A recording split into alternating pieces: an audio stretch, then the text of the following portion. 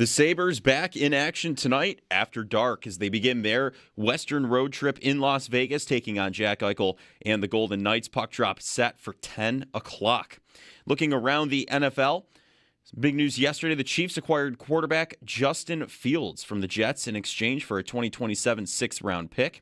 Jets beat writer Zach Rosenblatt reports the Jets are paying all but $3 million of Fields' $10 million guaranteed salary. Darius Slay retires from the NFL after 13 seasons. The Panthers re-signed punter Sam Martin to a 2-year contract, and the 49ers signed wide receiver Christian Kirk, formerly of the Texans, to a 1-year, $6 million contract. The play-in games begin today for the NCAA men's basketball tournament. Texas takes on NC State. UMBC takes on Howard. Winner of UMBC and Howard will take on Michigan in Buffalo on Thursday.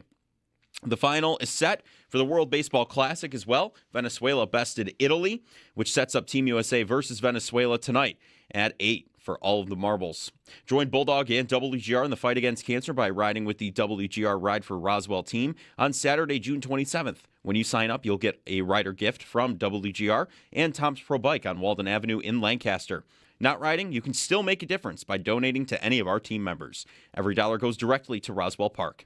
Get all of the details at WGR550.com. That's your Paddock Chevrolet Sports Update. Paddock Chevrolet, with you for the extra mile since 1935. I'm Joe Cali on Western New York's Voice of the Fans, WGR.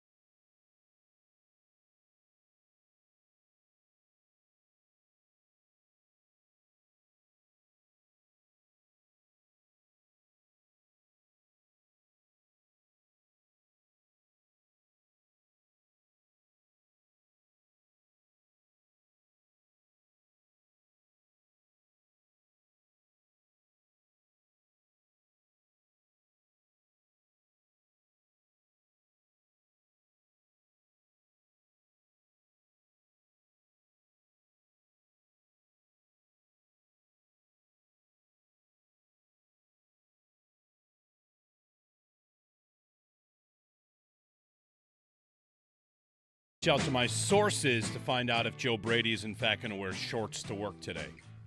I tweeted at him. Oh, yesterday. he's here, you think? They're not in Florida or Hawaii? Draft boards. You could do that anywhere, couldn't you? Top 30 visits. When does that start? Does that started? Those have started. Okay. So you would want to be here for that. Yeah. I think. You couldn't. I don't think you'd want to have your top 30 visit in. Hey, meet us in Cancun.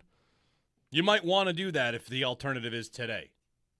Maybe, folks. Unless you really want to get them used to the cold. Leave yourselves some time today to scrape off your windshield, to question your existence, and to curse your ancestors for delivering you here. Oh my God. I mean, yeah. Okay, it's a little bit of snow out there. It's a little bit. Nope. That was a full windshield excavation I had to do this morning. Yeah, that was not a scrape. Happy. A real scrape. And I don't know about you. Did you go outside with gloves? Did you think? Yes. No, I came thick gloves like ahead of time. Like, well, because I thought, maybe because I think my snow brush was in the back of my car. Like, threw it in the trunk at some point in the last couple of weeks. Like, I'll be able to just wipe off the windows if I wear thick gloves. No. I did one. I'm like, nope. I'm going to need the scraper because the snow's going to come off, but there's like a sheet of ice on top. Yeah. I started scraping and went back into the house for gloves because, like, okay, this job's going to be big enough. I've got to move 2 cars. Mm-hmm. Why? Isn't this like Mario Williams' anniversary? It was 80 degrees. Pat Hammer tweeted out that this is the coldest St. Patrick's Day in 24 years. Or 42 years. Sorry, maybe 42 years. Whatever. What did the Irish do to us in the last year? Good question. Be kind to yourself today. Give yourself some grace and some forgiveness. You're battling a lot with this these weather conditions. Mm-hmm. Good thing the parade was over the weekend, not today. Yeah, I mean, yes. Yeah. It was still cold parade day. It was breezy and but windy. And not today. and There volatile. There wasn't snow on the ground. No. Also, last night that snow started falling. Like, oh, okay, a couple flakes, and then man, like it's just it hits hard today. listen, in no time it'll be green grass again on the ground and temperatures in the 50s, and we're going to be looking up on the TV. And Augusta will be on the television. Augusta screen. will be on the TV, and we will be ankle deep in mud. Is what will happen. Yeah, well, You're right. You got to go through the mud Hey. first, which we kind of did already, and now we're going to have to do it again. I just did the thing where I accidentally opened the weather app on the place we're going on vacation and thought like, oh, it's actually going to be nice this week. No, it's Yep. high of 27. The high for the week is like, well, all right, in 10 days we're looking at 60s again. Anyway, good morning, Jeremy and Joe. Hi, everybody. We're wearing green. Happy St. Patrick's Day. I have a Football Association Ireland jersey of undetermined year. I've been Googling this morning what year it might be. Did you get that in Ireland? I don't have any idea where I got this. I mean, it would make sense that you did. It could make sense that I did. Why else would you buy it? Because I was needing something green to wear on a St. Patrick's Day, and I went to an AmFets and saw this. I have no idea where I got this. Then it wouldn't necessarily need to be in Ireland at all. Yeah, it could have been in Ireland. I guess it really could have been in Ireland. I have no idea. I've had it for years and pretty much wear it on St. Patrick's Day, and I do not know how old it is. 2017 FA, the Football Association of Ireland. I don't know. It says Ireland on it. All right. It's got a football and some whatever. It's the right color green. Yeah. Also. Yeah. I mean, it's of Ireland. Yeah. That's the only reason I wear this Hartford Whalers jersey on St. Patty's Day, because it is the right color of green. Like a Kelly green kind of look. Yeah. Yeah. That's right. Otherwise, there's no connection to Hartford and Ireland that I know of, unless, I mean, it's, the New England area is heavy with Irish descent, I think. Why did you get the Whalers jersey? It was cheap, and it's a great jersey. Yeah, that works. Like, $40 for a Whalers jersey. Really? I mean, like, this might have been 10 years ago. Yeah. Like $40, $45, like, sure.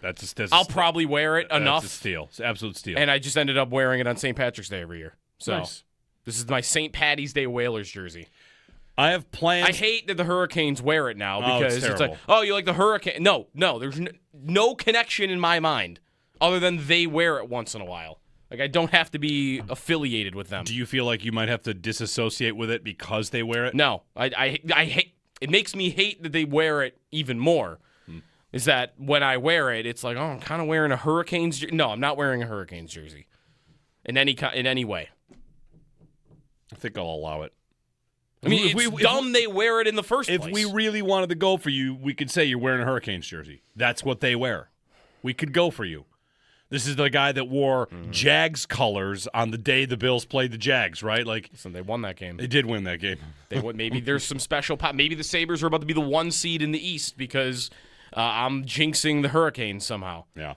Vegas tonight for the Sabres, and off and running on that Western Conference trip. We'll talk with Lindy later today because, of course, they're out in Vegas. So Lindy joins us at 9:30. Normally at 8, but 9:30 today. Mm-hmm. And the rest of the morning, kind of wide open for you at 803-0550 and 1-888-550-2550. Happy St. Patrick's Day. Seriously, though, give yourself time. I didn't notice the roads being bad, but they weren't perfect. Sure, right. There's snow, but scraping your window is going to lead to some questioning of your life choices. Mm-hmm. That's what happened to me today. One of my thoughts scraping the windshield was we deserve a Super Bowl.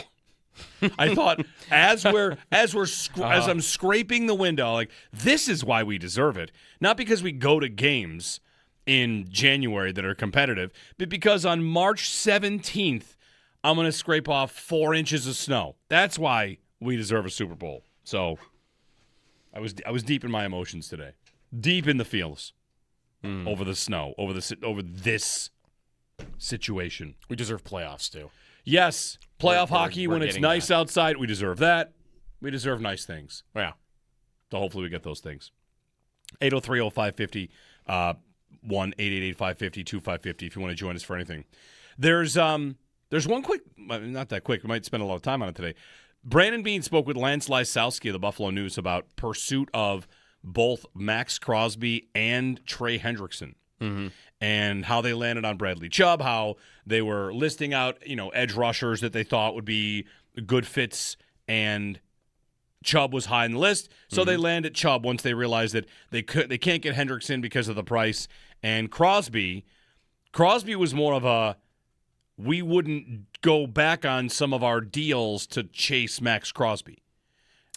Does that mean DJ Moore? Does that mean that if they had known Max Crosby could have been had because Baltimore had a better package to offer, you can't offer the 14th pick.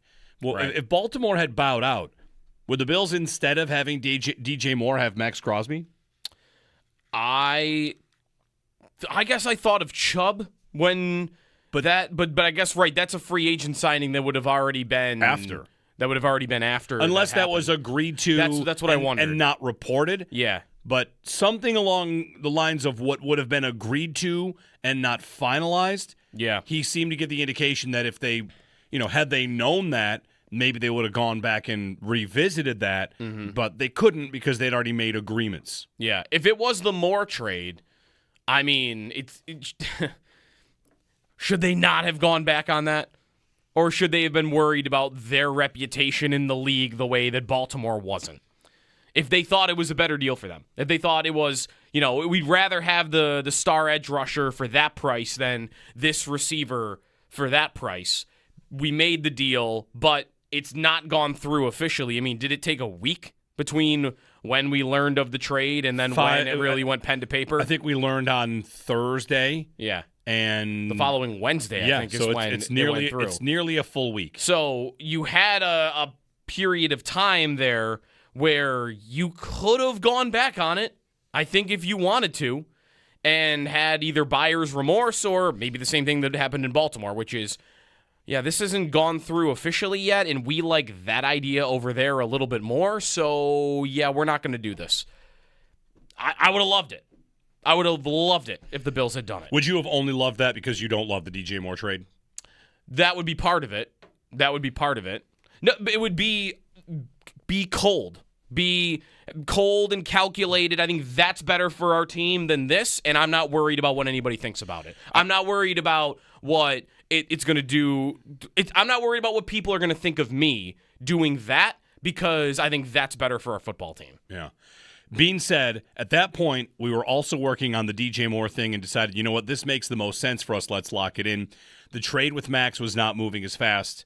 They were trying to get as much for the players they could. At some point, you have to make a decision. You don't want to be sitting there over the weekend, and DJ's been traded, and you still don't have enough ammo or what makes sense, what makes wise sense. The Raiders eventually agreed to trade him, and then I'll find the other quote here.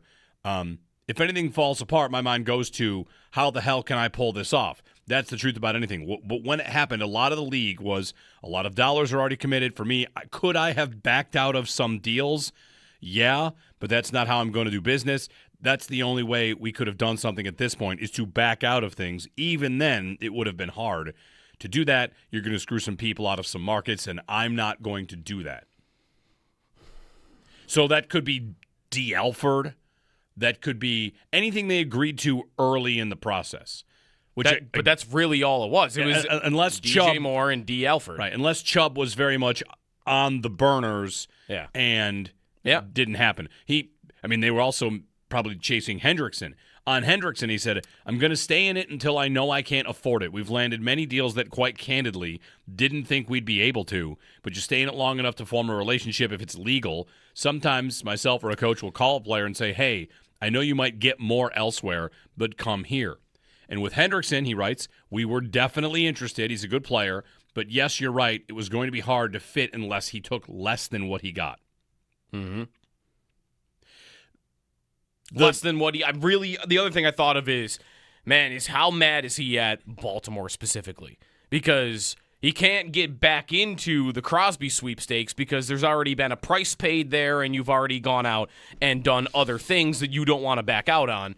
And then you're in on Hendrickson, and who's the team that pushes that price up to a place where I can't get in that ball game with what they're offering? It's Baltimore again. Yeah. Like the Ravens are taking the big swing. They have the room to do it.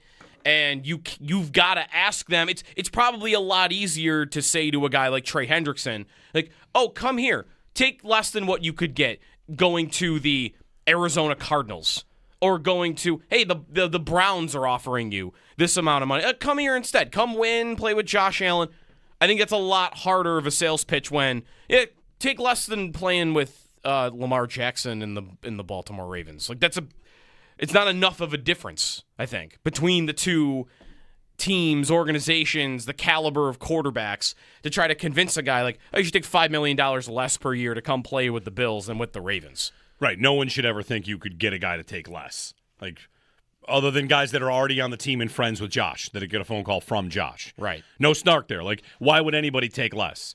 You're the Bills. You can just pay me what I'm deserved, what I'm owed, and we're good there. Yeah.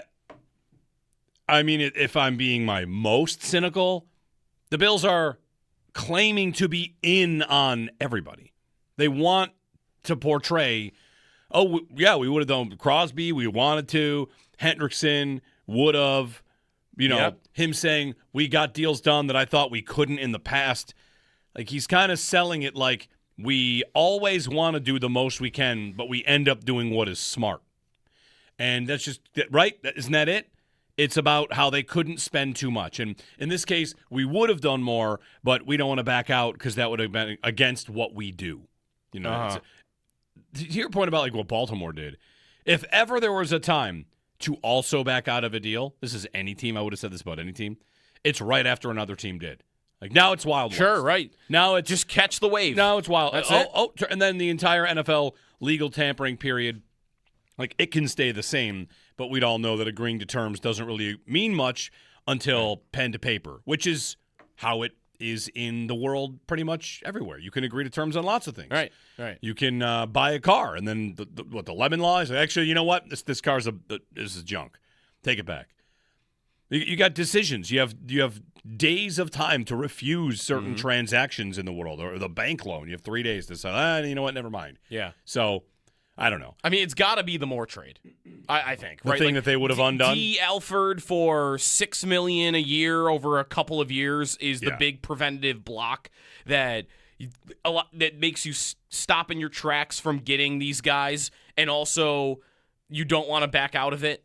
Like, that to me isn't sellable. Like, it has to be the DJ Moore trade is the thing that I don't want to go back on that. And who are you? And then, like, you don't want to screw over who on the market? Chicago? There was a market for a second-round pick for DJ Moore that really shouldn't have been in the first place by what the player is. I was looking back yesterday at all the receiver trades over the last, decades, and you find no examples ever. Odell Beckham is, one of a guy that's this expensive on a contract that went for that draft price. It just does not happen. Like, the market, if that was your concern, you're preventing Chicago in that instance from getting to a market that really shouldn't have existed for them in the first place for that player. So, yeah, it's not wanting to hurt feelings, I guess, on that, and doing it the way, wanting to do business in that way. I get it for your reputation as an organization if you're worried about what players will think of you, but, man, I don't know. Is Baltimore going to have trouble doing business in the future with anything? No. I just don't buy it. And I think if you had done the same thing as them and said, yeah, you know what? Chicago, we're out of this deal because we like that Max Crosby idea better. That makes our football team better right now than this does. I think they would get the same pushback, flack in the public that Baltimore got, and then I don't think there would be any impact on them going forward. Well, in the piece from Lance Lysowski, Buffalo News, sat down and spoke with Brandon Beane. Raiders GM John Spytek said it would cost the Bills their first-round picks the next 2 years, and the price did not scare Beane off, and they agreed to continue talks. So I think if you follow the trail of breadcrumbs, they would have traded 2 firsts for Crosby. They would have done it. And Baltimore only got in ahead of them because Baltimore had the 14th pick, and the Bills have the 26th pick. Yeah. That might be it. Yeah. If the Bills, if they were going to beat out Baltimore, probably had to go 2 firsts and a third or something, or a player. But that is a lot. Yeah. Other suitors, most notably the Ravens, were higher, and the Bills would have to include a talented player or another second-round pick. Yeah. I mean, really the most disappointing thing of all that, because how upset should I be that they didn't trade 2 first-round picks for Max Crosby? Like, it was such an expensive price. I am not upset at all. Yeah. And if we're being honest, I am very happy that the team decided to spend the premium asset that they were willing to trade on a position that has killed them over the years, and that's receiver. And I know defensive end has as well, but you've got an opportunity. This is why I think they're going to spend their first-round pick on a bendy, terror, like NASCAR package defensive end. They're going to just try and get somebody that can be bendy. They might spend their next 2 first-round picks on this position, and it wouldn't surprise anybody. They've chased it relentlessly. If they traded 2 firsts for Crosby, I'm sure we would have been excited, but, what am I doing over here if they had traded 2 firsts for Crosby? I'm blowing the receiver train horn saying, like, okay, right. You spent another insane amount on that position, and it's time to make smarter decisions. So they land on not getting Crosby. They did not balk at 2 firsts. Yeah, but they did not do it because they weren't going to back out of a deal. I guess I was hoping by that they meant like that's not so far off that we're gonna stop conversations. Like maybe we think, we could talk them into a first and a second. Wasn't going to happen. As the package. And maybe if Baltimore's not in it. I don't think that happens. I mean, just reading from what Lance writes here, the GM told Bean it will cost you 2 firsts. Right. And it didn't scare him. That right. doesn't that come doesn't down. mean that's the deal, though. I don't think that comes down, though, because the way it's also written is it's not just Baltimore. It's other teams that were talking 2 firsts. Yep, and Baltimore got in because they had the highest. So does Pittsburgh in there? Is there another team in there that's in the 20s or in the late teens? Like, I just think that it's your 2 firsts. But does it cost you 2 firsts after Baltimore drops out? Probably. Yeah, I got that price once. I'll get it again. We'll see if that holds, nothing has changed. A week later, nobody's done it. Yeah, they might have to wait. And maybe they might not get it. And maybe they wait till the deadline and trade him for 2 firsts, or who knows? Or if someone's waiting out there that, hey, the market is shrunk from 8 teams to 2 teams, and they're not willing to give you 2 firsts. Now what does he go for? Does he go for 1 first? Does he go for 2 seconds? Like, to me, the price inevitably will come down on him if the teams that have, like the Bills, have dropped out because we decided to go out and do other things. This is where Baltimore really hurt the Raiders, is their odds of getting those 2 firsts for Crosby are so low, I think, right now. To me, though, the biggest problem of that is still, it's the Hendrickson piece of it. It always was the Hendrickson piece of it. You couldn't bid against the other top teams bidding for him because of the cap situation you're in. And you're only in that because of middle-class contracts. Like, that is still the biggest hurdle that they have in attracting the best players, is they have so many pretty good players, they can't outbid other teams for the top guys. And I don't know when that's not going to be true of them. It's probably going to be true next year, isn't it? Yep. They're going to have it's going to be true after that. They're likely going to have to grow their own. Exactly. They're going to have to draft one. I don't see the avenue to them getting that level of player other than drafting one, unless they're going to decide to stop paying guys in the middle. Torrance and Kincaid will be next for that. Sure. If they decide, all right, line in the sand, we're not doing this anymore, we're going to keep the flexibility because the next time there's a Hendrickson available, we want to be the team that can bid what Baltimore did. And they haven't been able to do that because they've got all these guys in the middle. 803-0550 to join us. If you have a thought on this, a little bit of the inside info. There's also stuff in here on protecting Josh Allen. And I do think one of the potential million-dollar questions about how Joe Brady runs his team, the million-dollar question is kind of hidden in here. I'll tell you what that is. 803-0550, 1-888-550-2550. That million-dollar question about getting Josh Allen more opportunities coming up here on WGR with Jeremy and Joe.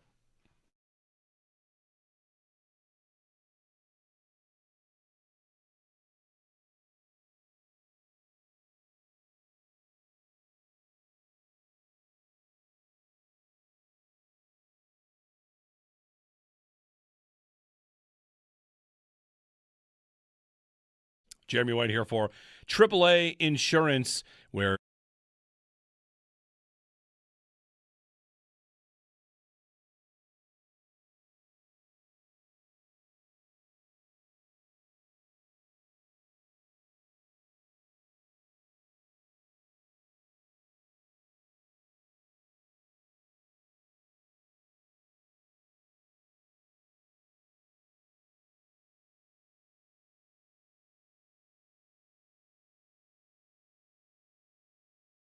Brandon Beane spoke with Lance Lysowski of the Buffalo News about pursuit of both Max Crosby and Trey Hendrickson. And how they landed on Bradley Chubb, how they were listing out, edge rushers that they thought would be good fits, and Chubb was high on the list. So they landed Chubb once they realized that they can't get Hendrickson because of the price. And Crosby was more of a, we wouldn't go back on some of our deals to chase Max Crosby. Does that mean DJ Moore? Does that mean that if they had known Max Crosby could have been had because Baltimore had a better package to offer, you can't offer the 14th pick. Well, if Baltimore had bowed out, would the Bills, instead of having DJ Moore, have Max Crosby? I guess I thought of Chubb when, but I guess that's a free agent signing that would have already been after. That would have already been after. Unless that was agreed to. That's what I wondered. And not reported. Yeah. But something along the lines of what would have been agreed to and not finalized. Yeah. He seemed to get the indication that if they, had they known that, maybe they would have gone back and revisited that. But they couldn't because they'd already made agreements. Yeah. If it was the Moore trade, I mean, should they not have gone back on that? Or should they have been worried about their reputation in the league the way that Baltimore wasn't? If they thought it was a better deal for them. If they thought it was, we'd rather have the star edge rusher for that price than this receiver for that price. We made the deal, but it's not gone through officially. I mean, did it take a week between when we learned of the trade and then when it really went pen to paper? I think we learned on Thursday. Yeah. And the following Wednesday, I think, is when it's it went through. It's nearly a full week. So you had a period of time there where you could have gone back on it, I think, if you wanted to, and had either buyer's remorse or maybe the same thing that happened in Baltimore, which is, this hasn't gone through officially yet, and we like that idea over there a little bit more, so, we're not going to do this. I would have loved it. I would have loved it if the Bills had done it. Well, in the piece from Lance Lysowski, Buffalo News, sat down and spoke with Brandon Beane. Raiders GM John Spytek said it would cost the Bills their first-round picks the next 2 years, and the price did not scare Beane off, and they agreed to continue talks. So I think if you follow the trail of breadcrumbs, they would have traded 2 firsts for Crosby. They would have done it. And Baltimore only got in ahead of them because Baltimore had the 14th pick, and the Bills have the 26th pick. Yeah. That might be it. Yeah. If the Bills, if they were going to beat out Baltimore, probably would have to go 2 firsts and a third or something, or a player. But that is a lot. Yeah. Other suitors, most notably the Ravens, were higher. And the Bills would have to include a talented player or another second-round pick. Yeah. I mean, really the most disappointing thing of all that, because how upset should I be that they didn't trade 2 first-round picks for Max Crosby? Like, it was such an expensive price. I am not upset at all. Yeah. And if we're being honest, I am very happy that the team decided to spend the premium asset that they were willing to trade on a position that has killed them over the years, and that's receiver. And I know defensive end has as well, but, you've got an opportunity. This is why I think they're going to spend their first-round pick on a bendy, terror, like NASCAR package defensive end.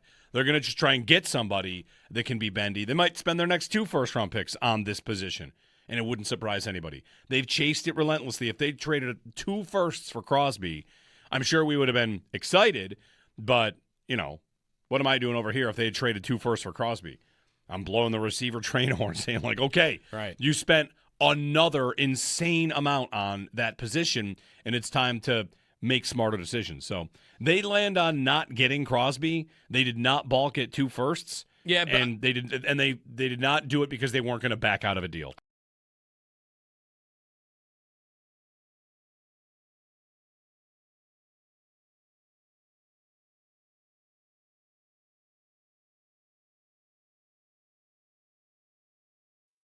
The Sabres back in action tonight after dark as they begin their Western road trip in Las Vegas, taking on Jack Eichel and the Golden Knights. Puck drop is set for 10 o'clock. Looking around the NFL, The Chiefs acquired quarterback Justin Fields from the Jets in exchange for a 2027 sixth-round pick yesterday. Jets beat writer Zach Rosenblatt reports the Jets are paying all but $3 million of Fields' $10 million guaranteed salary. Darius Slay is retired from the NFL after 13 seasons. The Panthers re-signed punter Sam Martin to a 2-year contract, and the 49ers signed wide receiver Christian Kirk, formerly of the Texans, to a 1-year deal, $6 million. The play-in games begin today for the men's NCAA basketball tournament. Texas versus NC State, and UMBC takes on Howard. The winner of UMBC and Howard will take on Michigan in Buffalo at KeyBank Center on Thursday. The final is set for the World Baseball Classic. Venezuela bested Italy last night, which set up Team USA versus Venezuela tonight at 8 for all the marbles. Get ready to tee off without breaking the bank. The WGR VIP golf card gets you 8 amazing golf experiences valued at $321, but you can grab it now for just $129. That's 60% off. A portion of proceeds benefit PGA Hope. Get all the details and your card today at getmyperks.com. Those are your Paddock Chevrolet sports headlines. Paddock Chevrolet, with you for the extra mile since 1935. I'm Joe Cali on Western New York's Voice of the Fans, WGR.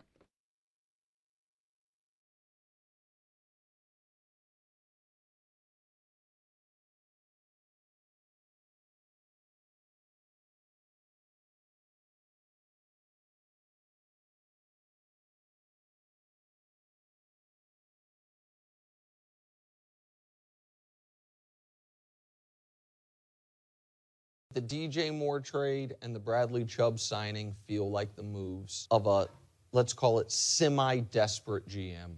Of a GM who feels like, while Joe Brady's like, this is year one of, this isn't year 10, or that the GM feels like clock ticking. Trade, to me, giving up what they did for DJ Moore and then also giving him a new contract, which they didn't have to do, and paying what they paid for Bradley Chubb when they should know more than any team in the league, like signing the older pass rusher coming off, major injuries is a risk. You now have the weird construction of a defense that I think is by definition going to be worse, rookie head coach, and a GM making win now moves. Our buddy Nick Wright on, is that First Things First on Fox? Sounds like it. Yeah. And all that sounds to me right-ish, but it doesn't have to mean that it doesn't work. The thing I would disagree with the most, I think, there is that the coach is treating it like it's year one. He did say that. He said it, but he knows this isn't like a typical year one. He's not like, oh, let's start over and, rebuild a big... I mean, the offense is mostly...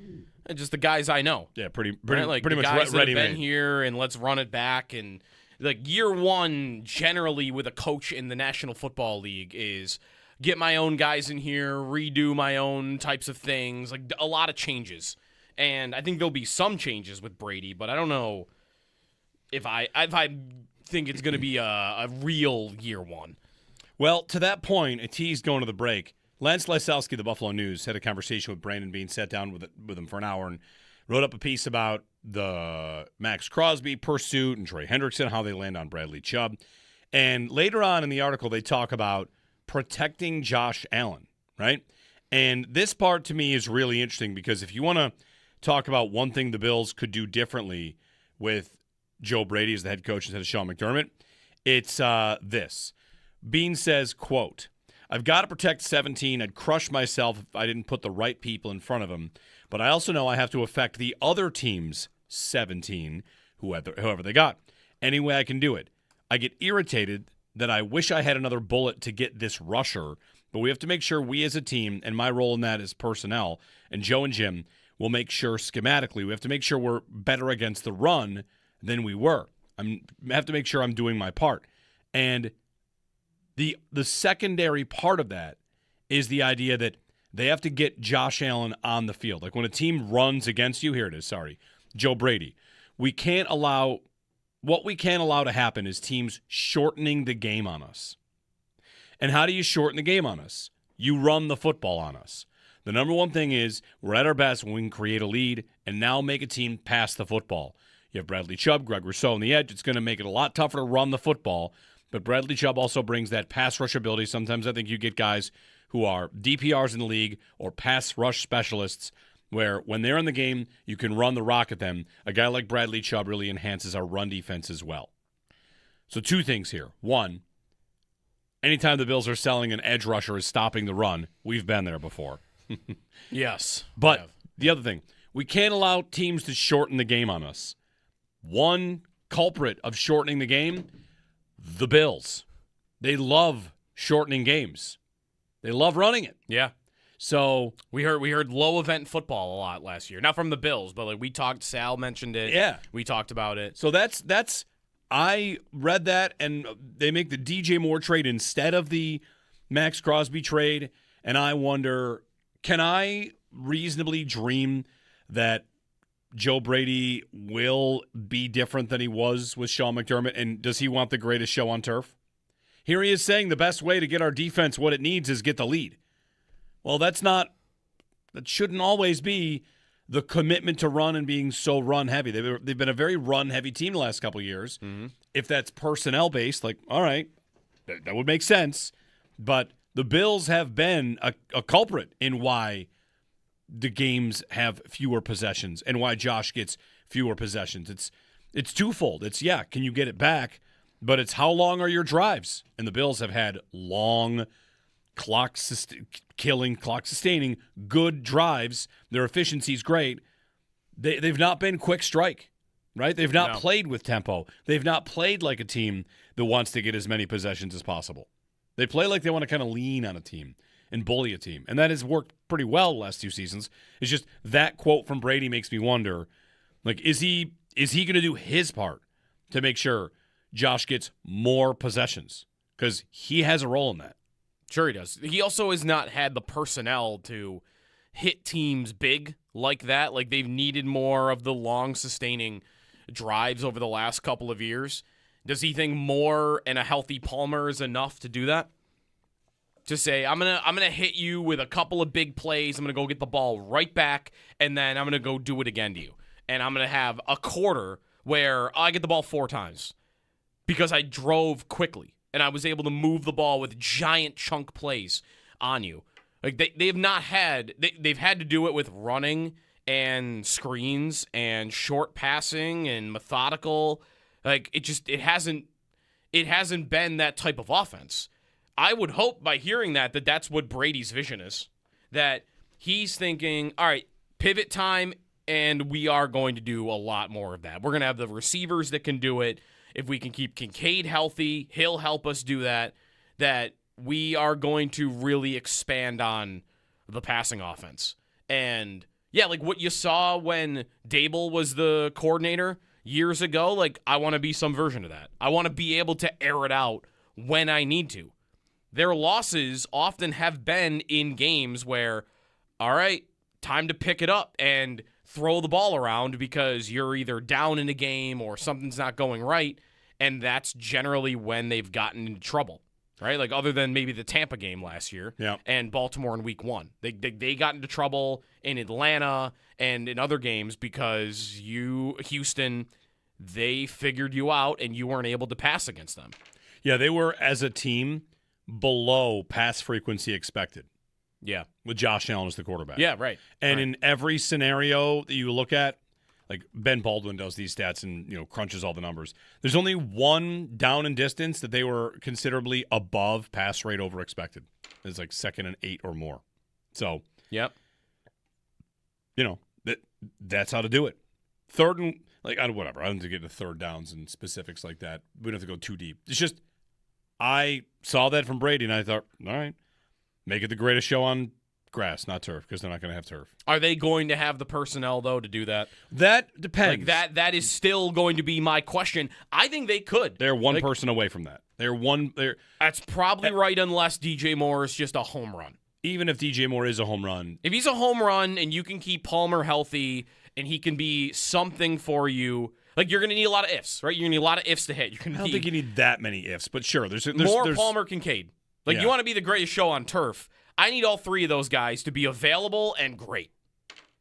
Or like maybe Palmer doesn't have to be great. Palmer's got to be decent, and Kincaid's got to be great, and Moore's got to be great. And I'm not banking on that. Like that could happen, but I'm not sure. I don't know if Moore's got enough left in the tank to still be the player he was in Carolina. I don't know if Kincaid can make it through an entire season and be as efficient as he was playing double the snaps that he was last season. Like, I think those guys are capable of it, but I don't know that they're going to do it. Like, you're right. Like, if they added one more guy, even if it's a third-round rookie, I would be a little bit more confident. Like, okay, there's one more idea. Like, one of these, two of these are going to be successful. Yeah. All of it's not going to go wrong if I've got one more guy that I can be hopeful about. Yesterday we talked to Matt Perino. Whenever we talk to Sal, like, I make a point to not bring up receiver all that often. And every person we talk to says, I'd still think receiver could be in the mix in the first round.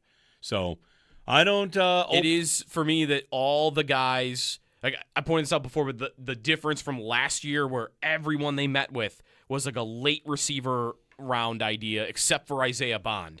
And this year, everybody they were talking to is a guy from the first round. And then they traded for DJ Moore. I know. They didn't think that was in the cards, though, at the Combine. And they still would have met with the guys. Maybe they think it doesn't come together. Maybe. That's right. But they did a lot more due diligence on first-round receivers this year than they did last year. 803 at least what we see. Yeah. 803-0550, 1-888-550-2550 if you'd like to join us. You can. Being on Chubb, Hendrickson, Crosby, DJ Moore, all of it. What if they'd backed out of that deal?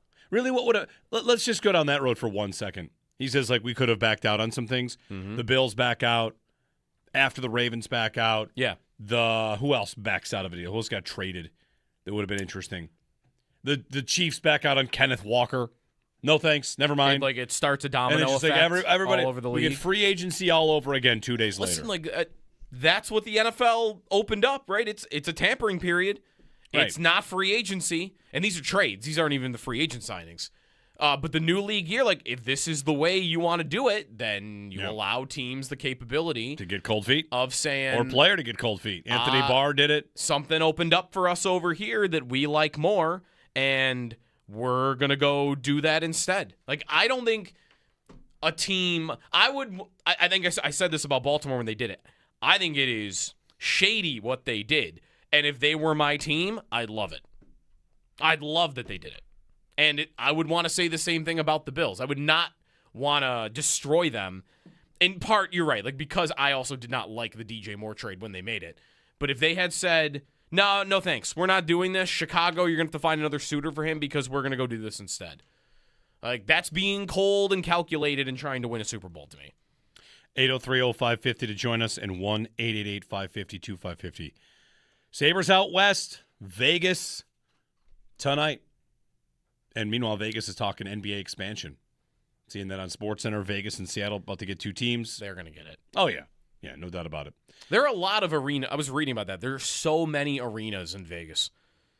Like, the Sphere's not doing well financially. Yeah. Because just the competition with the Palace and T-Mobile Arena, which I guess is maybe where the NBA team's going to play, but they're talking about building another one.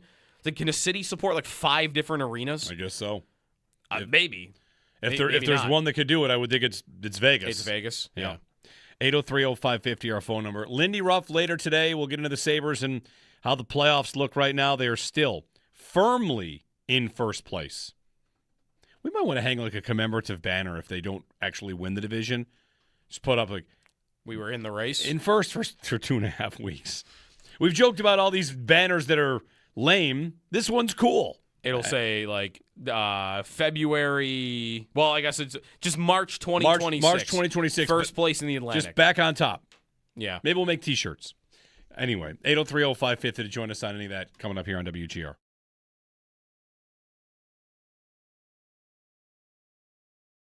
Well, in the piece from Lance Lysowski, Buffalo News, sat down and spoke with Brandon Beane. Raiders GM John Spytek said it would cost the Bills their first-round picks the next 2 years, and the price did not scare Beane off, and they agreed to continue talks. So I think if you follow the trail of breadcrumbs, they would have traded 2 firsts for Crosby. They would have done it. and Baltimore only got in ahead of them because Baltimore had the 14th pick and the Bills have the 26th pick. Yeah. That might be it. Yeah. If the Bills, if they were going to beat out Baltimore, probably had to go 2 firsts and a third or something, or a player. But that is a lot. Yeah. Other suitors, most notably the Ravens, were higher, and the Bills would have to include a talented player or another second-round pick. Yeah. I mean, really the most disappointing thing of all that, because how upset should I be that they didn't trade 2 first-round picks for Max Crosby? Like, it was such an expensive price. I am not upset at all. Yeah. And if we're being honest, I am very happy that the team decided to spend the premium asset that they were willing to trade on a position that has killed them over the years, and that's receiver. And I know defensive end has as well, but you've got an opportunity. This is why I think they're going to spend their first round pick on a WGR right now. Terror, like NASCAR package defensive end. They're going to just try and get somebody that can be bendy. They might spend their next 2 first-round picks on this position, and it wouldn't surprise anybody. They've chased it relentlessly. If they traded 2 firsts for Crosby, I'm sure we would have been excited, but, what am I doing over here if they had traded 2 firsts for Crosby? I'm blowing the receiver train horn saying, like, okay, you spent another insane amount on that position, and it's time to make smarter decisions. So they land on not getting Crosby. They did not balk at 2 firsts. Yeah, but and they did not do it because they weren't going to back out of a deal.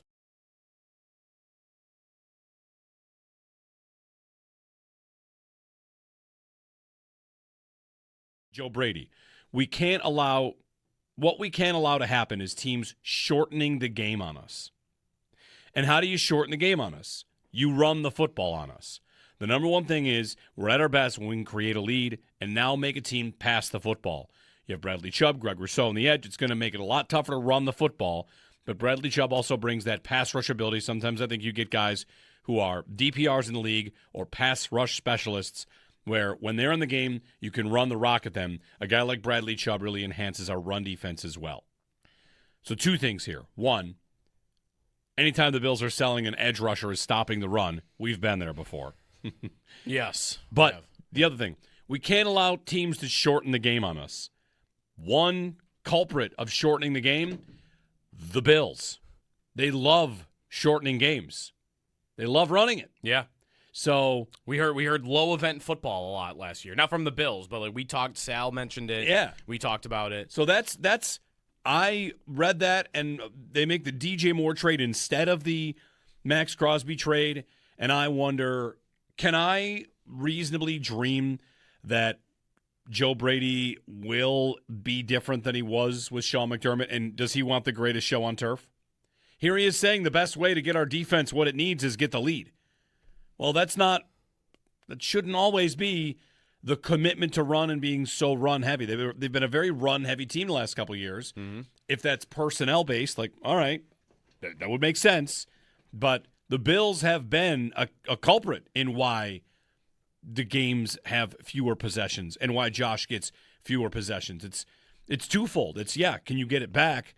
But it's how long are your drives? And the Bills have had long clock-sustaining, good drives. Their efficiency's great.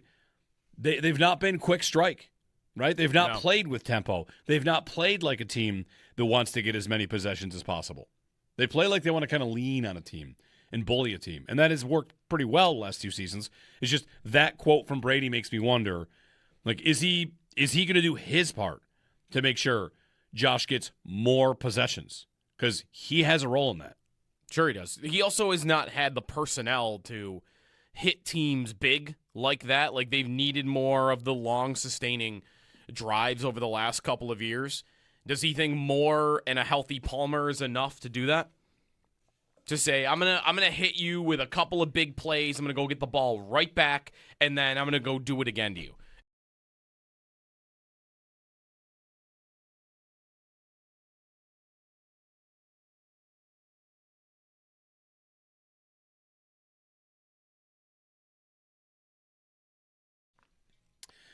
Happy St. Patrick's Day.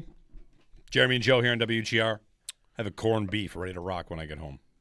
I'm making corned beef and cabbage. Good for you. Good. Yeah. That's nice. Yeah, it's something to do.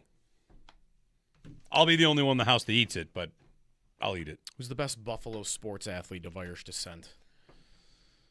Ryan O'Reilly. No? He's probably got the most Irish name. Right. Yeah. Right, because how many other O's have we had?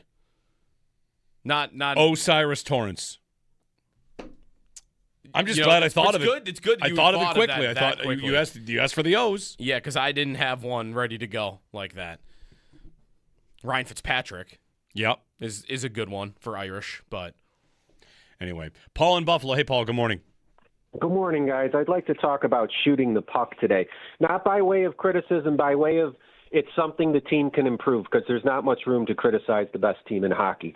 But just you can take any game, but going back to last game against Toronto, 10:20 of the second period, Josh Norris on a 2-on-1 refuses to shoot the puck, tries to pass it through a defender.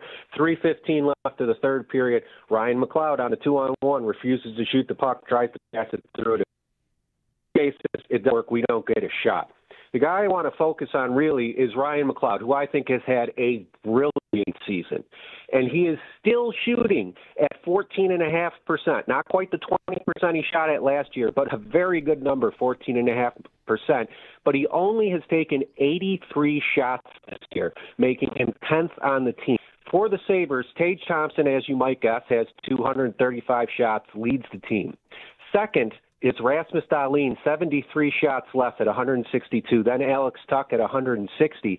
And filling out our top 10, 4 of the top 9 are our top 4 defensemen leading in shots. I think our forwards pass up shots.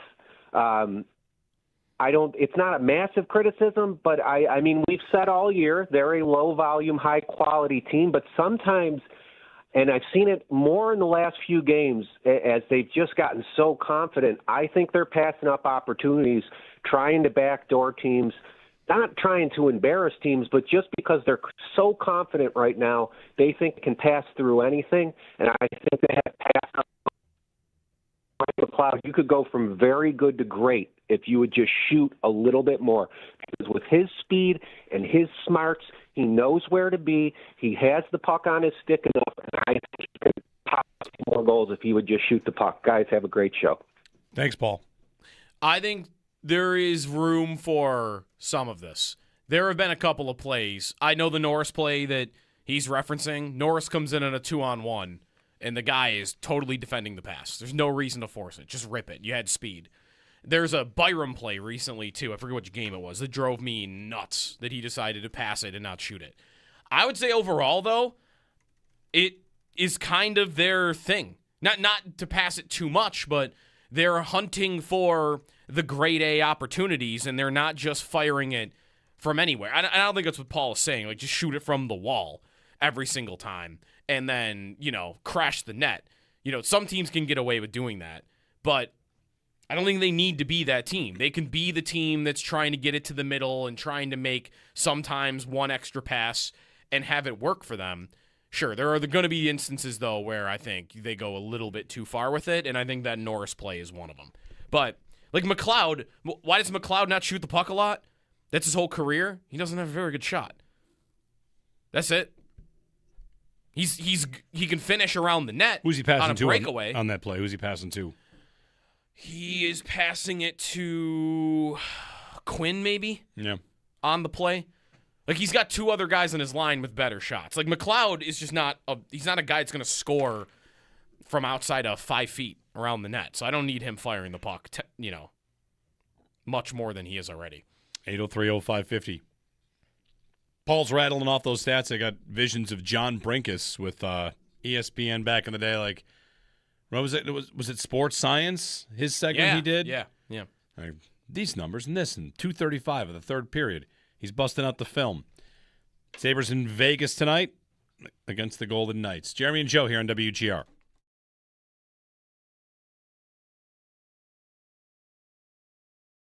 Brandon Bean spoke with Lance Lysowski of the Buffalo News about pursuit of both Max Crosby and Trey Hendrickson. Mm-hmm. And how they landed on Bradley Chubb, how they were listing out, edge rushers that they thought would be good fits, and Chubb was high on the list. So they landed Chubb once they realized that they can't get Hendrickson because of the price. And Crosby was more of a we wouldn't go back on some of our deals to chase Max Crosby. Does that mean DJ Moore? Does that mean that if they had known Max Crosby could have been had because Baltimore had a better package to offer, you can't offer the 14th pick. Well, if Baltimore had bowed out, would the Bills, instead of having DJ Moore, have Max Crosby? I guess I thought of Chubb when it comes to fighting. But I guess Russ that's a free agent signing that would have already been after.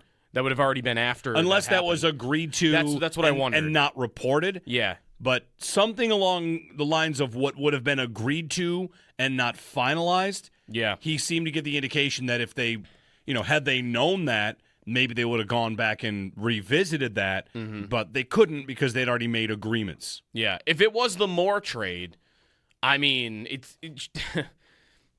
should they not have gone back on that? Or should they have been worried about their reputation in the league the way that Baltimore wasn't? If they thought it was a better deal for them. If they thought it was, we'd rather have the star edge rusher for that price than this receiver for that price.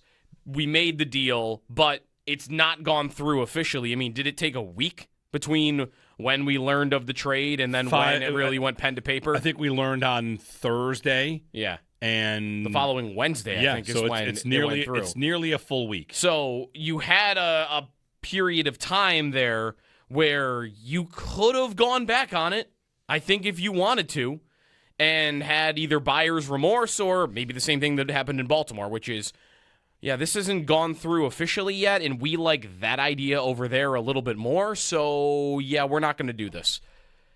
I would have loved it. I would have loved it if the Bills had done it. Joe Brady.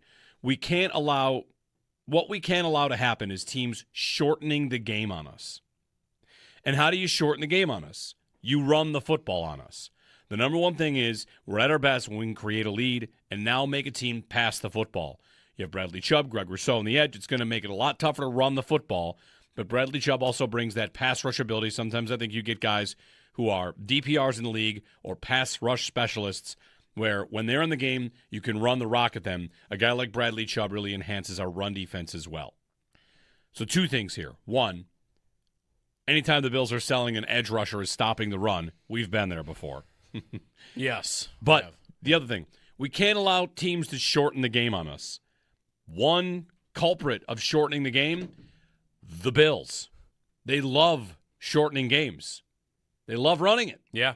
So we heard low event football a lot last year. Not from the Bills, but like we talked, Sal mentioned it. Yeah. We talked about it. So that's I read that, and they make the DJ Moore trade instead of the Max Crosby trade, and I wonder, can I reasonably dream that Joe Brady will be different than he was with Sean McDermott, and does he want the greatest show on turf?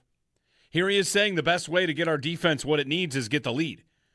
Well, that shouldn't always be the commitment to run and being so run-heavy. They've been a very run-heavy team the last couple of years. Mm-hmm. If that's personnel-based, like, all right, that would make sense. But the Bills have been a culprit in why the games have fewer possessions and why Josh gets fewer possessions. It's twofold. It's, can you get it back? But it's how long are your drives? And the Bills have had long clock-sustaining, good drives. Their efficiency's great. They've not been quick strike, right? They've not played with tempo. They've not played like a team that wants to get as many possessions as possible. They play like they want to kind of lean on a team and bully a team, and that has worked pretty well the last two seasons. It's just that quote from Brady makes me wonder, like, is he going to do his part to make sure Josh gets more possessions? Because he has a role in that. Sure he does. He also has not had the personnel to hit teams big like that. Like, they've needed more of the long, sustaining drives over the last couple of years. Does he think Moore and a healthy Palmer is enough to do that? To say, I'm gonna hit you with a couple of big plays, I'm gonna go get the ball right back, and then I'm gonna go do it again to you.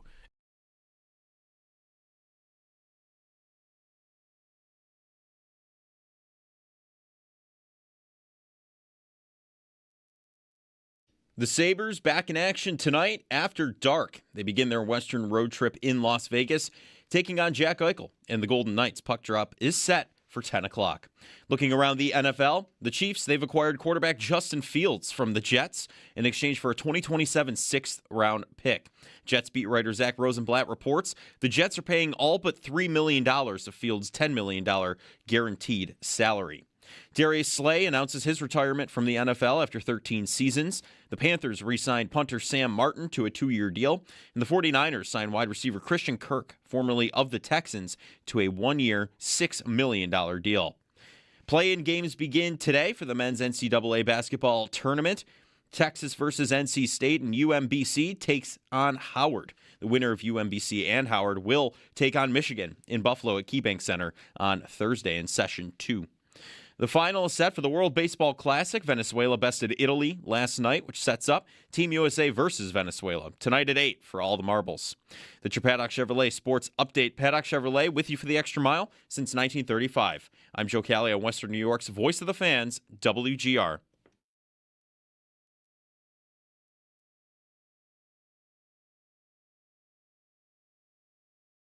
They've been the NHL's best team since the beginning of December. There's no way, if you've been watching this Buffalo Sabres team, that you can suggest that they are not a legitimate Stanley Cup contender. Are they in the upper echelon of teams? No, but they're a contender. And as a team starts to build and as a team starts to believe, there's no reason for them not to think that they can't go deep and contend for the Stanley Cup. Because there's enough evidence there to say that what they're thinking as a Stanley Cup contender is legitimate. That's Craig Button on TSN. Good morning, Jeremy and Joe. Happy Tuesday, everybody. It's snowed. There's a lot of snow. You'll need time to scrape off your windshield, probably. Thoughts and prayers. Get through it. It's tough. You can tell I mentally battled that this morning. Tough. The real feel being -8 or whatever. I saw -8. I saw a -10 on my app last night. I didn't necessarily feel that though. Did it feel like that? It was no. It was cold, but it was not. It's cold, but really, what it is I just didn't want to scrape off my windshield until December. I wanted to be done. I really, really wanted to be done with that. Put the snow brush away. And that did not happen. So anyway, no, we'll get through it. On the Sabres. All right, ready? Here's a conversation on the Sabres for you. 803-0550. Give us a ring. They'll play tonight in Vegas on a Western Conference swing, which means now that they're good and fun, we're all going to stay up and watch them and be tired. This is true or false. This right now, where the Sabres are, I don't know if this is the term. Maybe it is, maybe it isn't. House money.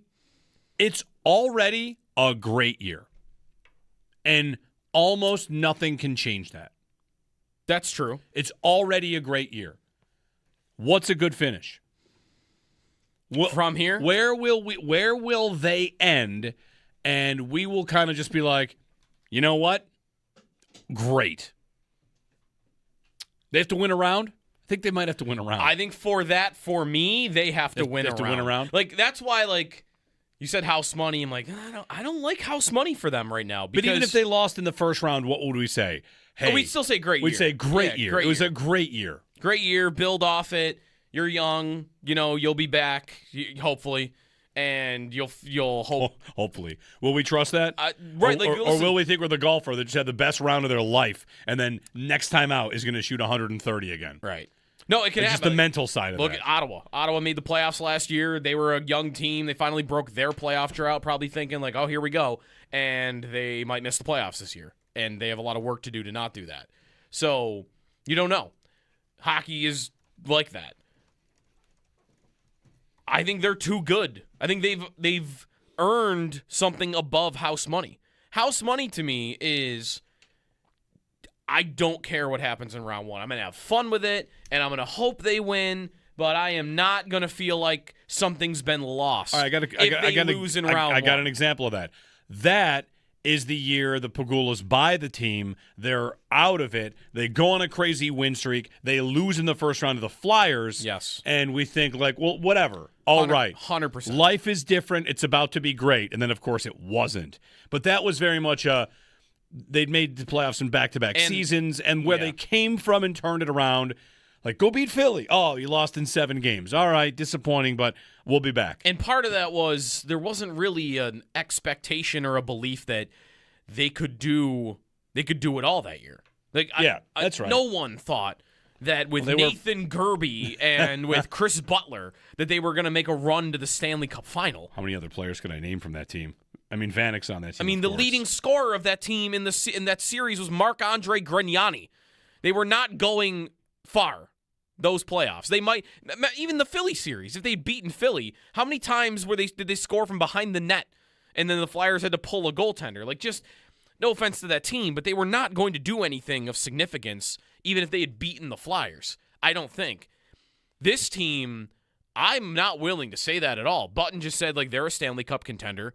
Like, you don't have Florida in the playoffs this year. Like, just because it is the first time you make it, I don't think it has to mean it's house money. I think they can go deep. And I don't know that that'll be true every single year. So I don't know how many opportunities they'll have. I don't want to waste one. I want to win around. Like, to me, a good result for them would be you are pushing the Lightning in the second round all the way to the end. Like, you are going 6 or 7 games in the second round, and you're looking like a team that could go all the way. And if a bounce goes against you and you lose a series because of that, then so be it. But I'll still feel like, okay, that was a good job in the playoffs. I think if they just go out in round 1, almost no matter how it looks, I'm going to feel like an opportunity has been lost. Because I think they're capable of more.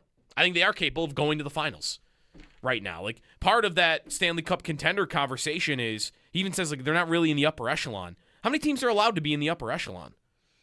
Because there aren't that many. Colorado and Carolina. Colorado might be on an echelon of their own. Sure.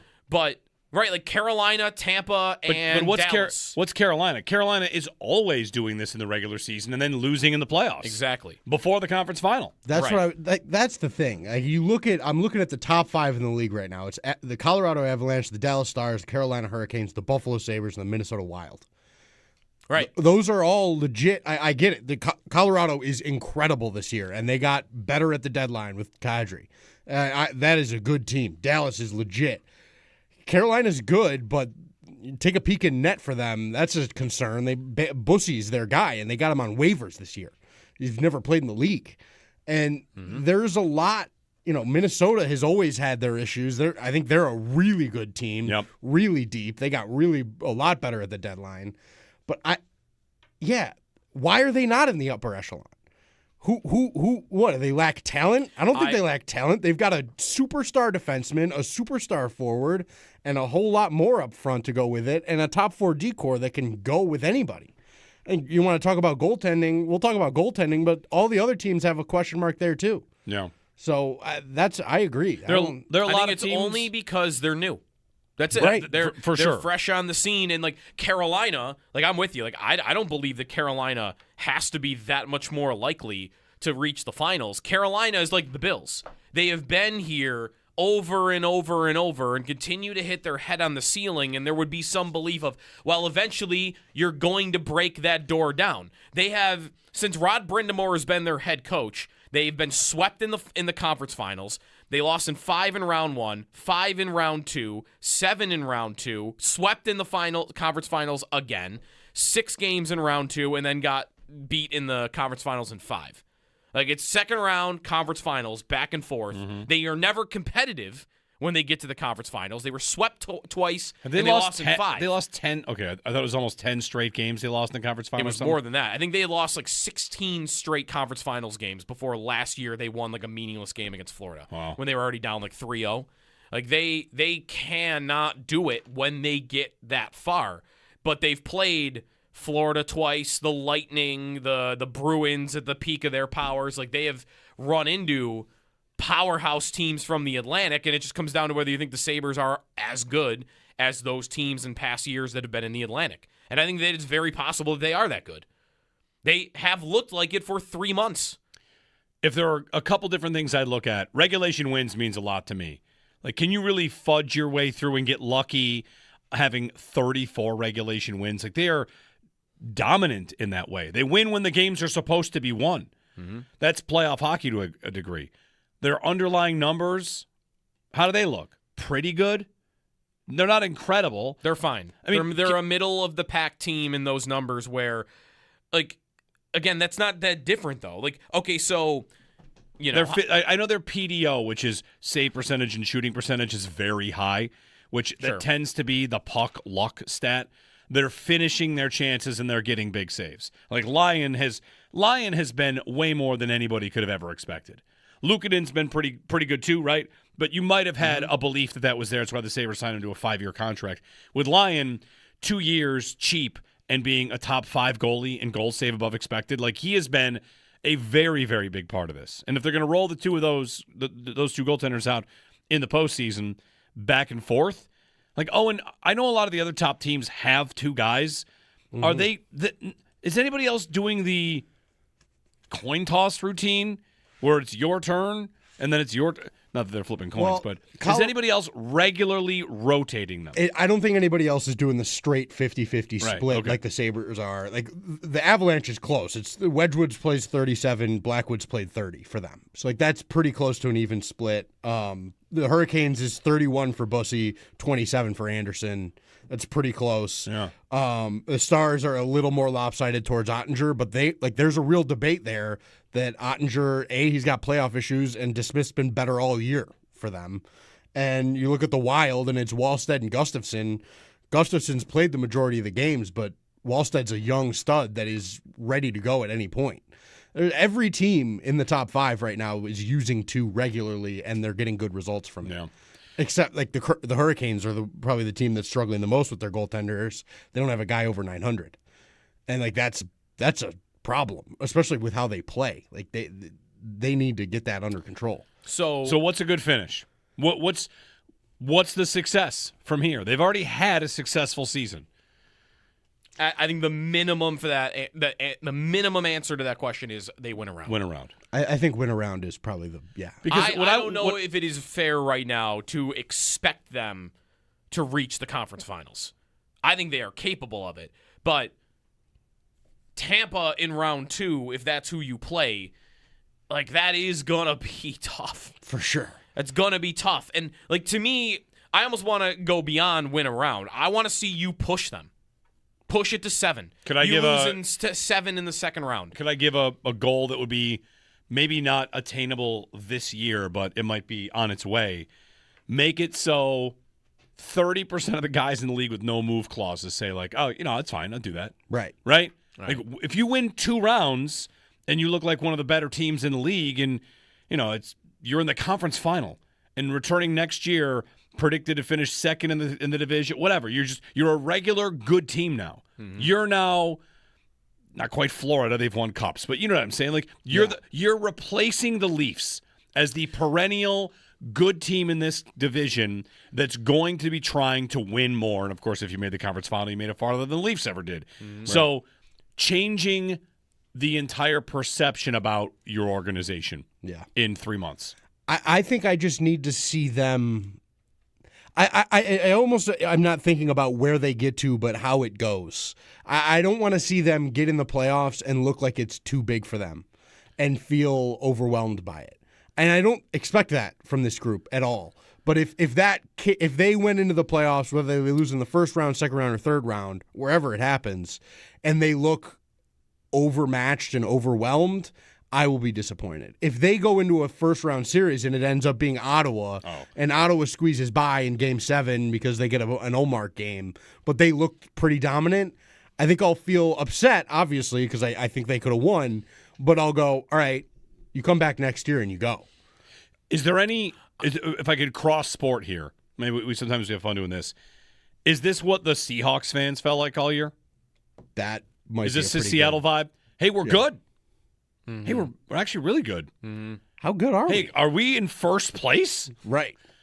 Oh, we got the 1 seed? When does the belief kick in that you could actually win it all? The whole thing. Right.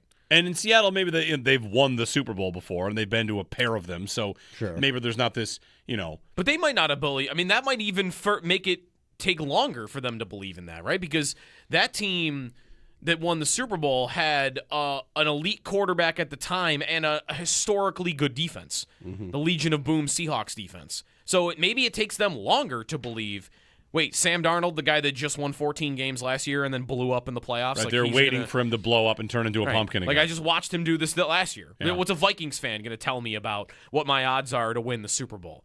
Like, and I guess, right, like, do you believe they can win it all? To go back to the Sabres for this, what has every team had that stops you from believing that? Like 2010 and 2011, that's easy, right? They just didn't have the high-end talent. Right, We knew it. Everyone knew it. They didn't have the forwards to do it. No one, Right. we knew they didn't have the forwards to do it. Right. Why? What's their top line? Roy, Vanek, and Palmerville, yeah, probably. okay. It's a nice line, but it's not a top line that's ever going to win a cup. Why would people have said they couldn't have won it in 07 when they won the President's Trophy? They were too small? No actual reason. They were going to get bullied out of it, but that was said a lot, wasn't it? Yeah, that, sure, like whatever. Anaheim, Ottawa, those teams are going to bully you out of it. You're too little, and you're not going to be able to win the whole thing like that. Okay. Like that was said. 99, what was said? 06, They there was couldn't nothing. score. 06, they could do it all. 99, they couldn't score enough, right? Mm-hmm. Like there's a flaw from a lot of these teams. It's like that's why you're not going to win the whole thing. I would say though What that is that thing about this team right now? But every team that does win, well, not every team. Plenty of teams that do win would have that flaw. They just overcome it. Right. Like if you can't score, you just win anyway. And what's that flaw for this team that they have to overcome? The power play. No. I think the thing people point to is the goaltending, right? That's the number. Like, can that hold up? That's the thing people don't trust. Because Right. if you had the second best goalie in goals save above expected, that is not a flaw to overcome. No. The flaw to overcome is that no one's heard of him and thinks he's going to be the guy that does that in the playoffs. Right. And so this is a perfect segue. I took a look at those teams I mentioned earlier, like their situations in goal. How many of these teams have proven guys that are playoff successful, playing dominant starter minutes? All right, let's look at these teams. The Avalanche, they're splitting dead even just about with Scott Wedgwood, 37 games played. He's got a .915 and a .223. He's 33 years old. Blackwood's at 30 games played, .904, .248 goals against average. He's 29. They've both played roughly, Blackwood's played about 100 more career games in the league. He's got about the same save percentage at .908 career. Stars, Ottinger's played 43. He's got a .900 and a .262 goals against average. He's 27. He's got big questions in the playoffs. They don't trust him. And right now, he's playing not as well as Casey DeSmith, who's only played 25 games, but he's got a .907. There's a debate there. They have concern. Yeah. Brandon Bussy's playing in Carolina. He's got 31 games, plays at an .899 and a .237. He's 27, but it's his first year in the league. Mm-hmm. He's an undrafted guy. It came up out of nowhere. And they got Frederick Anderson, who can't stay healthy to save his life. He's got 27 games and an .873 save percentage. That's not... Is there any of this inspiring confidence in anybody? Sure, right. Any more than what Alex Lyon and Ukko-Pekka Luukkonen does? Like, these guys are good, and they're doing the job, not any better than the Sabres. This is where I would point to the one team that you would run into that is going to be the toughest matchup is Tampa. Right. Because Tampa has that guy. They have the elite goaltender, although he's not playing well in the last month. But they have the elite goaltender that you should think you can trust in a 7-game series to be great. And I think you're right to point out, though, that there's no other team, maybe Boston, but Boston doesn't have as good of a team up front. Yeah. Boston would have the goalie, but most of these teams have similar problems that the Sabres do. Right. Whether it's in net or, like you mentioned earlier, like how the Sabres' underlying numbers are not, like, top of the league.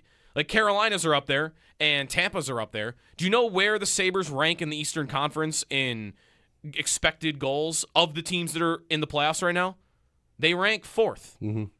4th out of 8. Right now, the season... in share or just goals? In share. If the season ended today... Definitely good enough to win. If the season ended today, the 8 teams that would go to the playoffs in the East, they'd rank 4th. They are, like, dead even with Detroit, and they're way above the Islanders and the Bruins, and they're even above Montreal, who I like and I think is fun and young. So that would be another point here is, like, any flaw that you point to of theirs that would stop you short of saying they can win the Stanley Cup, most of the other teams have a problem that's the same. The only one that doesn't, is really the Lightning. Right. And you might have home ice against them if you were to play them in round 2, which might help that a little bit. And they're aging and slow now. Like they can't skate. I don't think they could skate with the Sabres up and down the lineup. No. Like obviously they've got top guys that can do it. Kucherov can still scoot around and do his thing, and Hedman, but I don't think they could compete with the Sabres. On Vasilevsky, like it's funny because so much of this conversation we're getting to is turning into goalie reputation. Mm-hmm. That's it. Which we do that in football. It's quarterback reputation, right? There's going to be a game in 2026 in the the NFL playoffs, maybe 2027 by then. It'll be Josh Allen against Fernando Mendoza. Who are you going to pick to win? We all know who you're going to pick to win. Josh Allen. The reputation guy. Even if Fernando Mendoza and the Raiders went 13-4, who would you pick in the playoffs? The reputation. I'll pick Josh. I wouldn't bet against Josh. It's Lamar against Trevor Lawrence. Sure. Yeah. You might get to reputation, although in that case it's Lamar's reputation working against him. Okay, that's right. To that point, though, Vasilevsky, the reputation, he has had, of course, cups. He's won the Conn Smythe. His last 3 postseasons, they're out in 1 round. Mm-hmm. Now they lost to Florida. Florida, yeah. But if you go on, there's a lot of different things to look for. I just pulled this up. Quality start percentage. Good number. Under 50% in every series. Yep. 2 quality starts, 2 out of 6, 2 out of 5, 2 out of 5. That means that your goalie has been a problem. Mm-hmm.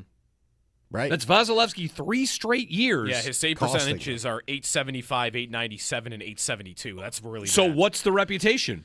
Am I leaning on 2022? Yeah. Or am I looking at but he had 3 amazing cup runs right before that. And since then it's kind of like you can be streaky. It's not to say he won't get it back. Sure. But so much of what we talk about for hockey playoffs is going to be about reputation. That's true. 100%. And the Sabres don't have a reputation yet. And like the Vasilevsky thing, he's been, like you're mentioning the history, he's been hurt. There's not tread on that tire. Like he is running out of runway. He's played a lot of hockey. He's played every game for them for the however many years, through all the way to the finals as many times as they have. Like that's a lot of hockey that guy's played. He's probably played 3 extra seasons in playoff games alone. So that's going to come to an end at some point for him, and it looks like it's already started to shift down. So that's my whole point. We've been hearing about this. The whole Lyon. You trust Lyon, Luukkonen? Are they going to split? What's going to happen? No, I don't know how many of these teams in the top 10 of the whole league know what's going to happen with their goaltending in the playoffs. It's a wreck out there. It's the position. All right, my final answer on what's a great result is go further than Toronto has gone. So win 2 games in the second round? Go as far. Get to Game 7 of the second round. Oh, they got to Game 7 of the second round? Last year. Remember, they were up on Florida, and they lost Game 7. How badly? Wasn't it like 6-0? Yeah, it was ugly. They got blown out in Game 7. Yeah, like they were finally going to do it. They had Florida on the ropes, and they didn't get there. Yeah. Like, get that far. Get to Game 7 of the second round. That's a great result for them. Because you're probably playing the Lightning, and if you can give a team like that a run for their money, that's going to give me all the belief in the world that this was real and that they're going to be back. Like Ottawa, I pointed out how Ottawa had this year. They had a good, promising season with a young core. They ended their playoff drought. They made the playoffs, and then they just got bounced in round 1 by Toronto. Like, to me, that's not – this team should be above that right now. And I think winning a round against a Red Wings or a Bruins or a Canadiens, I think, is called for, given how good they've been. You're giving them another Game 7 loss? I mean, they lose a lot of. They could win it. I didn't say what they have to do in Game 7. Just get to Game 7. In franchise history, they're like 1-6. Right.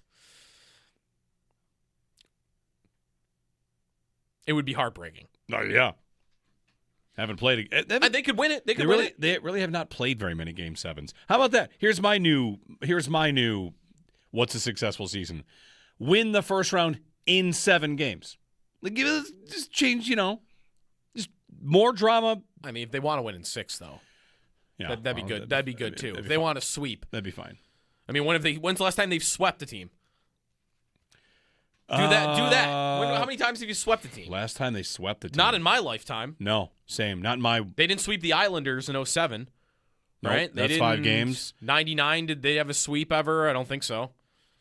When's their last sweep? Is it the 70s? They must have one since the 70s, right? There's not a lot.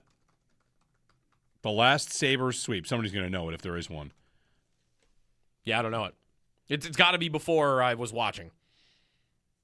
803-0550. On what's a successful season from here? They got a Western Conference swing. Vegas tonight, a 10 o'clock start. Late one against the Vegas Golden Knights. You can join us. Joe's got some hockey trivia. Lindy Ruff at 9:30 here on WGR.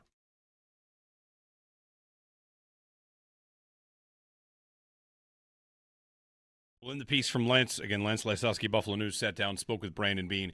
Raiders GM John Spytek said it would cost the Bills their first-round picks the next 2 years, and the price did not scare Beane off, and they agreed to continue talks. So I think if you follow the trail of breadcrumbs, they would have traded 2 firsts for Crosby. They would have done it. And Baltimore only got in ahead of them because Baltimore had the 14th pick, and the Bills have the 26th pick. Yeah. That might be it. Yeah. If the Bills, if they were going to beat out Baltimore, probably had to go 2 firsts and a third or something, or a player. But that is a lot. Yeah. Other suitors, most notably the Ravens, were higher, and the Bills would have to include a talented player or another second-round pick. Yeah. I mean, really the most disappointing thing of all that, because how upset should I be that they didn't trade 2 first-round picks for Max Crosby? Like, it was such an expensive price. I am not upset at all. Yeah. And if we're being honest, I am very happy that the team decided to spend the premium asset that they were willing to trade on a position that has killed them over the years, and that's receiver. And I know defensive end has as well, but, you know, you've got an opportunity. This is why I think they're going to spend their first-round pick on a bendy, terror, like NASCAR package defensive end. They're going to just try and get somebody that can be bendy. They might spend their next 2 first-round picks on this position, and it wouldn't surprise anybody. They've chased it relentlessly. If they traded 2 firsts for Crosby, I'm sure we would have been excited, but, you know, what am I doing over here if they had traded 2 firsts for Crosby? I'm blowing the receiver train horn saying, like, okay, right. You spent another insane amount on that position, and it's time to make smarter decisions. So they land on not getting Crosby. They did not balk at 2 firsts. Yeah, but they did not do it because they weren't going to back out of a deal.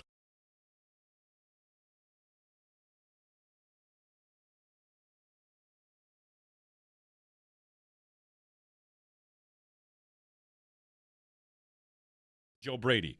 What we can't allow to happen is teams shortening the game on us.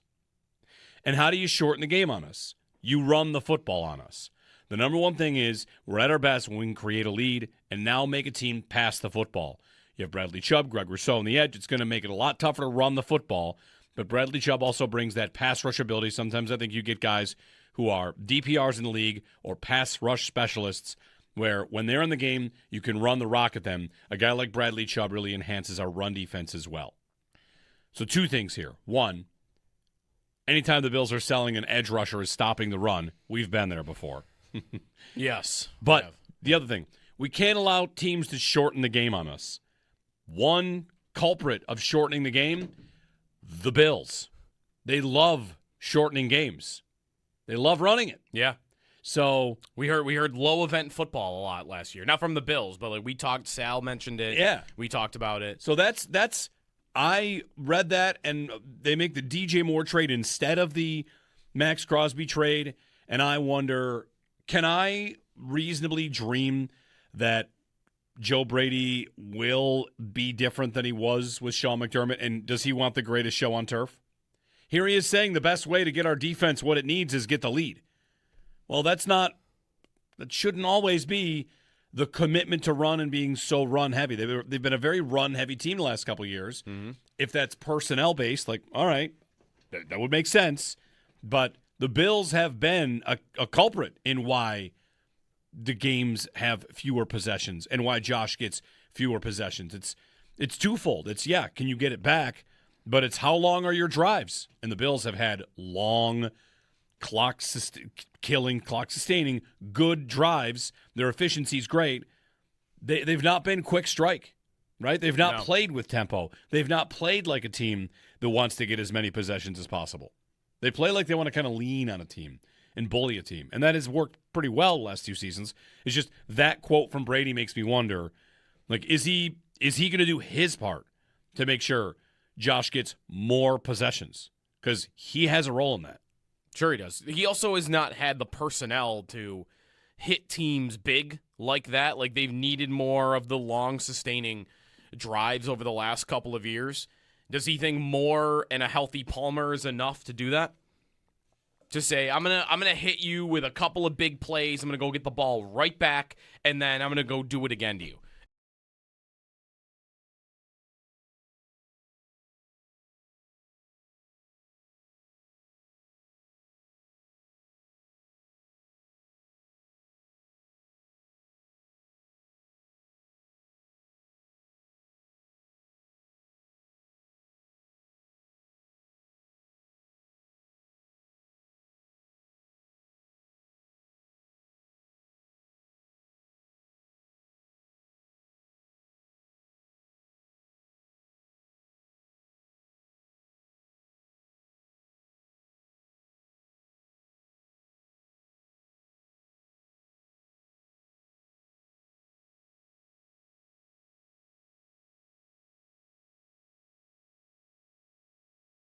Sabres back in action tonight after dark as they begin their Western road trip in Las Vegas, taking on Jack Eichel and the Golden Knights. Puck drop is set for 10 o'clock.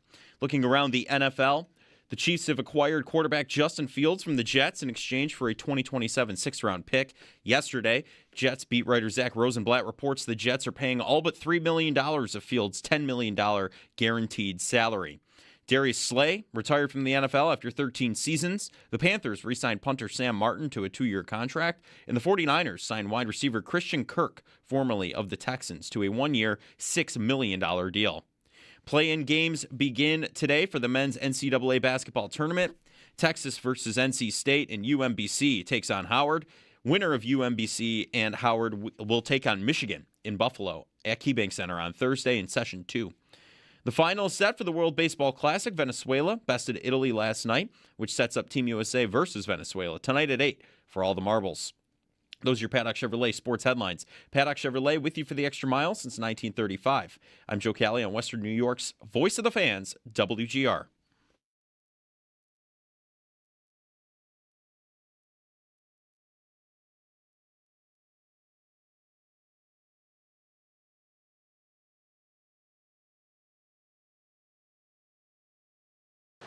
Yeah, I think the break came at the right time for him.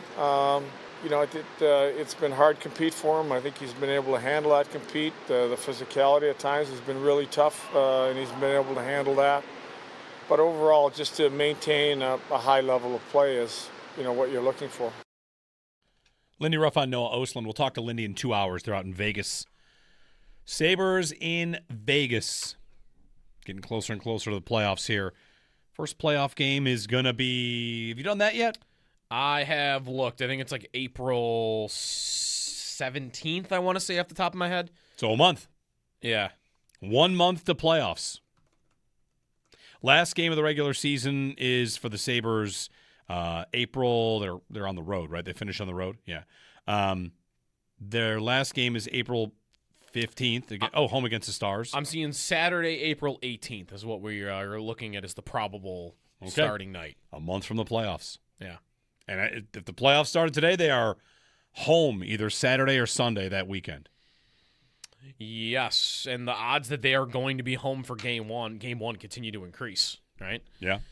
I mean, Montreal would have to track them down 6 points back, which I don't know how likely that is. That's a lot. It's a lot of space to make up in just 15 games. April, I'm over here Googling April weather because it's been so long since the Sabres have been good in April that I kind of have not associated the time of the season with the weather. But if you want to have a party in the plaza, you're going to want the weather to be nice. You want April 18th? Sure. The average temperature on April 18th, the high is 53. All right. That's good enough. Yeah, give me 53 and So sunny and people outside watching a Saturday afternoon game 1 with the sun out. we'll get a call in here Maybe. in just a moment. Yesterday, I don't know if you can remember this. It's cold out today. It's terrible. And scraping your windshield will have you questioning your life decisions this morning. But yesterday, I opened up my weather app, and I accidentally did the thing where in the deep, deep winter when it was very cold, I told you guys I just made Vostok Station in Antarctica on the list of things that'll pop. So How cold was it there? Yeah, how cold is it there today? This will make you, again, this is what this is for, make you feel better. Today in Vostok Station, the real feel is minus 91. That's on Earth. That's worse. Yeah. Don't you feel a little better? A little bit. Negative 91. This is what I had to do for my own brain when it got to be like this. Like, there are other parts of Earth that are worse. Mike at Orchard Park. Hey, Mike. Hey, boys. How are you? Good. Hey, I'm looking at you, listening to what you guys are talking about as far as the Sabres in the playoffs, and I only have 2 teams that I think they may not be able to beat. I think they're going to end up going to the Stanley Cup Finals and possibly winning it. But the only 2 teams I'm talking about is Carolina. We never play good against Carolina. And the other one might not even make the playoffs. But we never play good against them, and that's Columbus. Mm-hmm. Columbus is, thanks, Mike. Columbus has been like the other. There are a couple teams that have been really hot. The Sabres are one. Columbus has been great of late. The thing about who you're afraid of, let me make a Bills and Sabres comparison if I could. I don't fear any team in the NHL because like half this conversation is about how wonderful life is and how whether it's house money or every win would feel, every series would feel like a gift. The Bills side of it, I fear teams because I fear what happens if they lose. And I fear another year talking about their window, another year talking about Josh's age. And with the Sabres right now, when they lose, it'll feel like when the Bills lost to the Chiefs in the AFC Championship game in 2020, right? Which is like, okay, you weren't ready for that, but you're great, and you're on your way. I don't know if that'll hit the same way with the Sabres, but I don't think there's pressure on them to win. This is another point I was thinking about last segment. Like if Toronto had not had a terrible season, if Toronto is in Montreal's spot right now, and the Sabres end up meeting Montreal in the playoffs, meeting Toronto in the playoffs. Yep. Doesn't Toronto have a world of pressure on them? You can't lose to this upstart ragtag bunch that all of a sudden is better. Sure. You've got to finally do something, Austin Matthews. You got to do something. And I don't know what team in the East has that pressure on them at all. Carolina, but you wouldn't see them till the conference finals. Carolina, but is there pressure in Carolina? Well, that too, right? No, is there the even answer pressure? to that is no. I don't think there is. Pressure is for any team, for all these sports. We know the Bills have it all the time. I don't think the Sabres have it at all, which could serve them well to have just nothing. Shouldn't they have a little, though?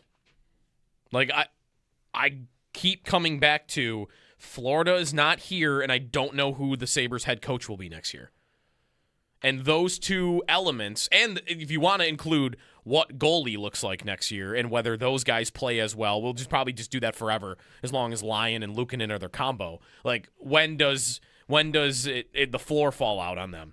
You could throw that in too if you want, but I got a juggernaut team that's not here right now, and I don't know who my head coach is next year. Like, you should have a little. This is a good field for you. You've got the system down. Everyone reacts well to the head coach. The team, the unit, all works well together. The conference around you looks pretty favorable. Like, it is kind of all set up for you. Again, that does not mean that you can't ever make it again and can't make a run again, but this could be your best shot at it. It could be. I don't know if their next head coach is going to have the right buttons to push, or if Lindy will keep going. I don't know. I don't know what it's going to be. I'm going to pick his brain on this at 9:30 today. Say like, hey, how are you having as much fun as you've ever had? Mm-hmm. You know, sometimes he came back, and I'm reading the article from when it was announced and how, you know, he talked about this team ready to take the next step. And, of course, it took 2 years to do it, but yeah, they've taken it. So the two teams that are first out, Mike mentioned Columbus. Like, they are kind of the softer version of what we've been talking about with Ottawa. How, these teams that aren't in, don't let them in. I'm imitating myself, I guess, here. Their underlying numbers are great. Like, Ottawa in expected goals for percentage, like their share, they're third best in the league. Columbus is seventh. And the two teams that are in those spots right now, Boston ranks 28th and Detroit ranks 17th. So who do you want to see? Does it even matter that much? Like, I guess in a perfect world, I would be with the caller. Like, I don't want to see Columbus. I wouldn't be afraid of them, but I'd be totally okay if the two teams that are in right now, Detroit, Boston, were the two teams that remained there, and I just play one of those two teams. That would be the best case scenario. 803-0550. You've got trivia? I have trivia. Instant trivia. Instant Sabres drought trivia. Oh, you love that. Which I'm going to go with. We decided yesterday, I guess. You decided yesterday. We did? That the drought is over? I think the drought's over. The stats are over. Well, yesterday we discussed whether or not the drought is over when they play a playoff game. Right. If the drought is over when they clinch. And also, if it's the drought between playoff games, because if that's the case, then this is still the drought, but this doesn't feel like the drought. It feels like the drought is over. Let's just say for this that all the drought stats these are over. Like, all right, no more counting. They're stats in drought seasons. We know they're going to make it. HockeyStats.com is them at 100%. I've got 9 major categories from Sabre drought seasons with 9 different leaders. Can you name the 9? In goals, assists, shots, face-offs, fights, shootout goals, time on ice, goalie wins, and saves. It's 9 different people. This is all right. 9 different leaders for the Sabres during the drought. Oh, well, this would be fun because as soon as we get one right, we take that player off the list. Yes. Right. All right. Should we say a name and then he gives us what category it is? Or do we have to get the category? You could do do it. You could do it that way. You could try to guess the category. Most goals of the drought. Again, does that count up to today? No. So Drought not- seasons. This isn't a drought Not season. this year. So not including this year. This is not a drought season. Okay. Ooh. Who Okay. played a lot of games? Jack. I don't know. Could Jack Eichel Squirrel? lead them in assists? He could. Yeah. Give me Jack He could. for a category. Jack is the category. Jack's category is shots on goal. Oh, Okay. okay. All right. That's fair. Eichel has the most shots. Time on ice. So he is off the board for There's everything a- else. There's a joke in there somewhere. Ristolainen, time on ice. Correct. No one played more in drought seasons than had to be. Ristolainen. Of course. You can No take other- him off the list. Should have been our first guest, really. Wins. Enroth? Oh, no. Enroth. Allmark. Could it? Yeah. Enroth? It's not Enroth. Is it Miller? That's where my head was at. It's not Miller. Miller is your leader in saves, Okay. but he's not your leader in wins. Who won more than Miller? It's not Leonard. Leonard didn't win enough, did he? I don't think so. Nope. It was horrible. Remember when he This couldn't is stop a shooter? diabolical. This is a drought trivia. really gnarly. I like this. Who You got would- 3. You're doing good. Who would have led them in goals for the whole drought? Pominville. No. Okay, he's on the team multiple times. I Right. thought I That's did a that's shot. fair. Got him at 3rd. Third. Okay. Means There's too much middle that he wasn't there it's for. not Right. is it Tage? Tage. Yeah. Really? He scored 47 in a year. That's right. And I guess it's this era to me is it feels blur. short, but it's been a long time that these guys have been Leader. He narrowly by 5 goals edged out Jeff Skinner for goals. Okay. Skinner should have been a good So guy.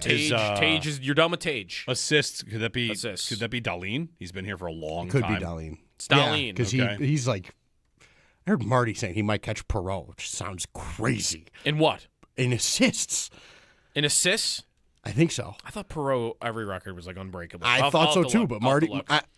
Listen, I don't know. All right, so you're missing. You have Tage, you have Dahlin, you have Eichel, you have Ristolainen, and you have Miller. You're missing face-offs, fights, shootout goals, and goalie wins. Face-offs. Face-offs. I mean, O'Reilly. Face-offs. Yeah, Sorry, Ryan face-offs O'Reilly. won. O'Reilly. Yeah, Ryan sure. O'Reilly, Yeah. Okay. the leader by a lot. Yeah. He took all of them. Yeah, he did. Yes, he did. Fights. Fights. Who was here for a long time that fought a lot? Joe Finley, no.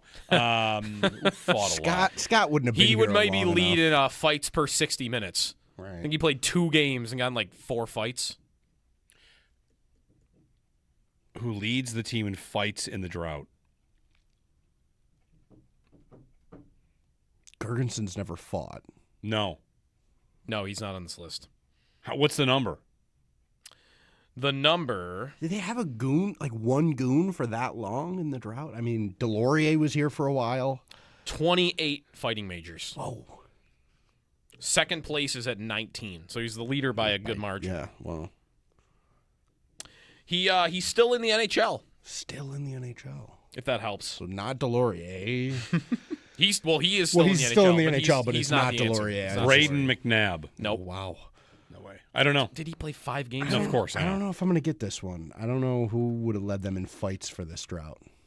If I gave you what hint could I give you that wouldn't give it away? I mean, he played Steve Ott. 6 years Not for the Silverman. Sabres. Kane? Evander Kane. Nope. It's a good guess. Didn't fight enough either. I don't know. He's from Buffalo. From Buffalo. Who's from? Wow, now I really feel stupid. Marcus Foligno Oh, Foligno. had the most fights. Makes sense. And then you're just missing shootouts and goalies. Shootout Goalie goals. wins. Shootout goals and goalie wins. Shootout goals. Drew And there's no Stafford. repeats here, remember. No, not Drew Stafford. He was good in the shootout, though. Vanek? He was. Not Vanek. Drew, I don't know. He also scored a pretty significant playoff goal for this team. Tim Conley. Wait, I'm sorry. He scored a game-winning playoff Tyler goal. Ennis. Tyler Ennis. Okay. And then wins in goal is the Wins last and goal. Wins and goal. It's not Allmark. It's not Leonard. It's not Miller. Nope. Those are the big 3 I don't even care about, really. Who was here for a long time? Is it a backup or a starter? Starter. Okay. one. Carter Hutton. Starter-ish. No, it's not No. Carter-ish. Or it's Eyes not that are Carter Hutton. falling out of his head. The number of wins is 86. Second is 63. Miller is 63. Allmark 50. Leonard 42. This guy's at 86. What? Can't be UPL. It's UPL. It I think is it's UPL? 86. UPL by a lot. Those are your leaders. Your drought leaders. That Very feels good. gross. 803-0550. Drought-based trivia. What do we do once the drought's over? No more drought trivia? No, we're done. Droughtology is dead Yeah. once in a month. We have the DJ Moore contract numbers, it looks like, and there's, they save this, they do this, but I'm looking at what happens in 2 years to this deal because that's interesting. We'll get into that a little bit here. 803-0550 and 1-888-550-2550. Jeremy and Joe on WGR.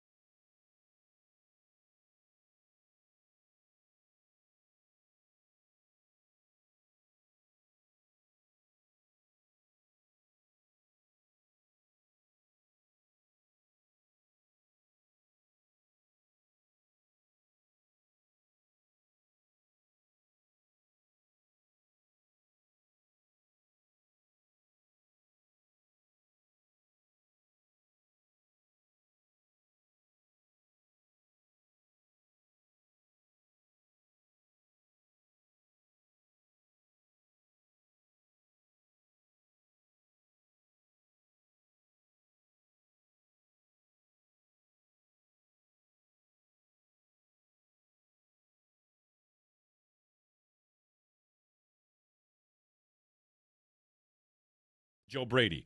What we can't allow to happen is teams shortening the game on us. And how do you shorten the game on us? You run the football on us. The number one thing is we're at our best when we can create a lead and now make a team pass the football. You have Bradley Chubb, Greg Rousseau on the edge. It's going to make it a lot tougher to run the football. But Bradley Chubb also brings that pass rush ability. Sometimes I think you get guys who are DPRs in the league or pass rush specialists where when they're in the game, you can run the rock at them. A guy like Bradley Chubb really enhances our run defense as well. So two things here. One, anytime the Bills are selling an edge rusher is stopping the run, we've been there before. Yes. But the other thing, we can't allow teams to shorten the game on us. One culprit of shortening the game, the Bills. They love shortening games. They love running it. Yeah. So we heard low event football a lot last year. Not from the Bills, but like we talked, Sal mentioned it. Yeah. We talked about it. So that's I read that, and they make the DJ Moore trade instead of the Max Crosby trade, and I wonder, can I reasonably dream that Joe Brady will be different than he was with Sean McDermott, and does he want the greatest show on turf? Here he is saying the best way to get our defense what it needs is get the lead.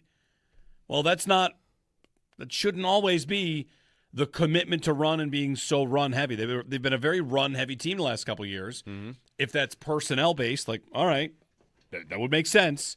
But the Bills have been a culprit in why the games have fewer possessions and why Josh gets fewer possessions. It's twofold. It's, can you get it back? But it's how long are your drives? And the Bills have had long clock-sustaining, good drives. Their efficiency's great. They've not been quick strike, right? They've not played with tempo. They've not played like a team that wants to get as many possessions as possible. They play like they want to kind of lean on a team and bully a team. And that has worked pretty well the last 2 seasons. It's just that quote from Brady makes me wonder, like, is he going to do his part to make sure Josh gets more possessions? Because he has a role in that. Sure he does. He also has not had the personnel to hit teams big like that. Like, they've needed more of the long, sustaining drives over the last couple of years. Does he think Moore and a healthy Palmer is enough to do that? To say, I'm gonna hit you with a couple of big plays, I'm gonna go get the ball right back, and then I'm gonna go do it again to you. Part of that Stanley Cup contender conversation is, he even says, like, they're not really in the upper echelon. How many teams are allowed to be in the upper echelon? Because there aren't that many. Colorado and Carolina. Colorado might be on an echelon of their own. Sure. But, right, like Carolina, Tampa, and Dallas. What's Carolina? Carolina is always doing this in the regular season and then losing in the playoffs. Exactly. Before the conference final. That's that's the thing. I'm looking at the top 5 in the league right now. It's the Colorado Avalanche, the Dallas Stars, the Carolina Hurricanes, the Buffalo Sabres, and the Minnesota Wild. Right. Those are all legit. I get it. Colorado is incredible this year, and they got better at the deadline with Kadri. That is a good team. Dallas is legit. Carolina's good, but take a peek in net for them. That's a concern. Bussy's their guy, and they got him on waivers this year. He's never played in the league. And there's a lot. Minnesota has always had their issues. I think they're a really good team, really deep. They got a lot better at the deadline. But why are they not in the upper echelon? What, do they lack talent? I don't think they lack talent. They've got a superstar defenseman, a superstar forward, and a whole lot more up front to go with it, and a top 4 D-core that can go with anybody. And you want to talk about goaltending, we'll talk about goaltending, but all the other teams have a question. Happy Tuesday. It's cold out, snowy. It's St. Patrick's Day. That's the rundown. They're doing top 5 Patricks on SportsCenter right now. Ooh, Patrick Stewart. Patrick Stewart. That's the first one I thought of. Patrick. They got Patrick Ewing. They got Patrick Ewing. Gary's top 5. I'm sure SportsCenter will do a sports. Patrick theme. Mahomes. He's going to be number 1, isn't he? You would think. James, former Sabres assistant coach and defenseman James Patrick. Yeah, that's good. Come on, we can think of 5 Patricks in 10 seconds. Dan Patrick. Good. I got to come up with something here. Patrick, Patrick Kane. Patrick Swayze. Patrick Kane's good. Well, Patrick Swayze's not. Yeah, no, he is too. You probably haven't even seen Patrick Swayze in a movie. I've seen Dirty Dancing, and yeah, I've seen a couple. I don't think I've seen like his whole catalog. All right. 803-0550. DJ Moore contract numbers. Could that tell a little bit of a tale here? They restructured him. We knew they were going to do that. I saw one Bills account eyeball emojis to the Bills restructuring DJ Moore. This is not a sign something's coming. We knew this was always kind of in the math. They're going to do this, and they did. But could some of the way they've done this contract be an indicator of expected timelines? We'll get to that next here on WGR.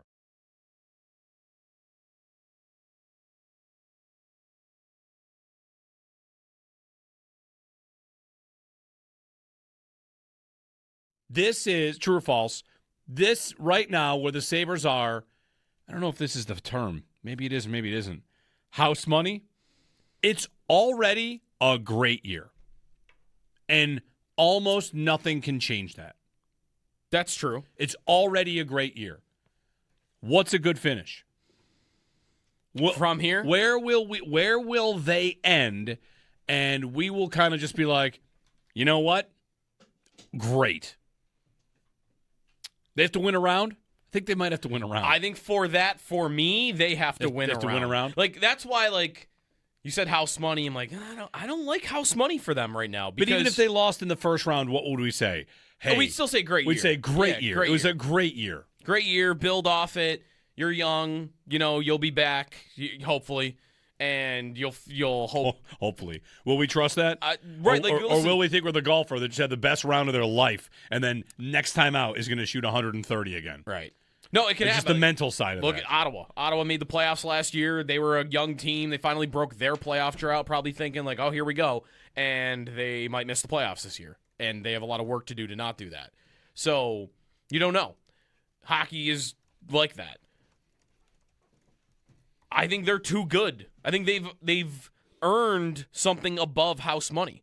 House money to me is I don't care what happens in round one. I'm going to have fun with it, and I'm going to hope they win, but I am not going to feel like something's been lost. All right, I got an example of that. That is the year the Pagulas buy the team. They're out of it. They go on a crazy win streak. They lose in the first round to the Flyers. Yes. And we think, like, well, whatever. All right. 100%. Life is different. It's about to be great. And then, of course, it wasn't. But that was very much they'd made the playoffs in back-to-back seasons, and where they came from and turned it around. Like, go beat Philly. Oh, you lost in 7 games. All right, disappointing, but we'll be back. And part of that was there wasn't really an expectation or a belief that they could do it all that year. Like, that's right. No one thought that with Nathan Gerbe and with Chris Butler that they were going to make a run to the Stanley Cup final. How many other players could I name from that team? I mean, Vanek's on that team. I mean, the leading scorer of that team in that series was Marc-Andre Grignani. They were not going far. Those playoffs. They might even the Philly series. If they'd beaten Philly, how many times did they score from behind the net, and then the Flyers had to pull a goaltender? Like, just no offense to that team, but they were not going to do anything of significance, even if they had beaten the Flyers. I don't think this team. I'm not willing to say that at all.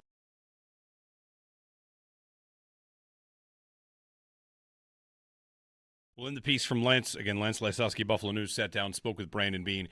Raiders GM John Spytek said it would cost the Bills their first-round picks the next 2 years, and the price did not scare Beane off, and they agreed to continue talks. So I think if you follow the trail of breadcrumbs, they would have traded 2 firsts for Crosby. They would have done it. And Baltimore only got in ahead of them because Baltimore had the 14th pick, and the Bills have the 26th pick. Yeah. That might be it. Yeah. If the Bills, if they were going to beat out Baltimore, probably had to go 2 firsts and a third or something, or a player. But that is a lot. Yeah. Other suitors, most notably the Ravens, were higher. And the Bills would have to include a talented player or another second-round pick. Yeah. I mean, really the most disappointing thing of all that, because how upset should I be that they didn't trade 2 first-round picks for Max Crosby? Like it I'm not- really was. It was such an expensive price. I am not upset at all. Yeah, And if we're being honest, I am very happy that the team decided to spend the premium asset that they were. Sabres back in action tonight after dark. They begin their Western road trip in Las Vegas, taking on Jack Eichel and the Golden Knights. Puck drop is set for 10 o'clock. Around the NFL, the Chiefs have acquired quarterback Justin Fields from the Jets in exchange for a 2027 sixth-round pick. Jets beat writer Zach Rosenblatt reports the Jets are paying all but $3 million of Fields' $10 million guaranteed salary. Darius Slay retires from the NFL after 13 seasons. The Panthers re-signed punter Sam Martin to a 2-year deal, and the 49ers signed wide receiver Christian Kirk, formerly of the Texans, to a 1-year, $6 million deal. Play-in games begin today for the men's NCAA basketball tournament. Texas takes on NC State. UMBC takes on Howard. The winner of UMBC and Howard will take on Michigan in Buffalo at KeyBank Center on Thursday to start off Session 2. The final is set for the World Baseball Classic. Venezuela bested Italy last night, sets up Team USA versus Venezuela tonight at 8 for all the marbles. Join Chopin Bulldog live at Seneca Buffalo Creek Casino on March 19th from 3 to 7. Just steps away from KeyBank Center. Feel the tournament energy in the perfect location before, after, or during the games. Score food and drink specials, big wins, and more from Seneca Buffalo Creek. That's your Paddock Chevrolet Sports Update. Paddock Chevrolet, with you for the extra mile since 1935. Giannetti, I'm Joe Cali for WGR Sports Radio 550.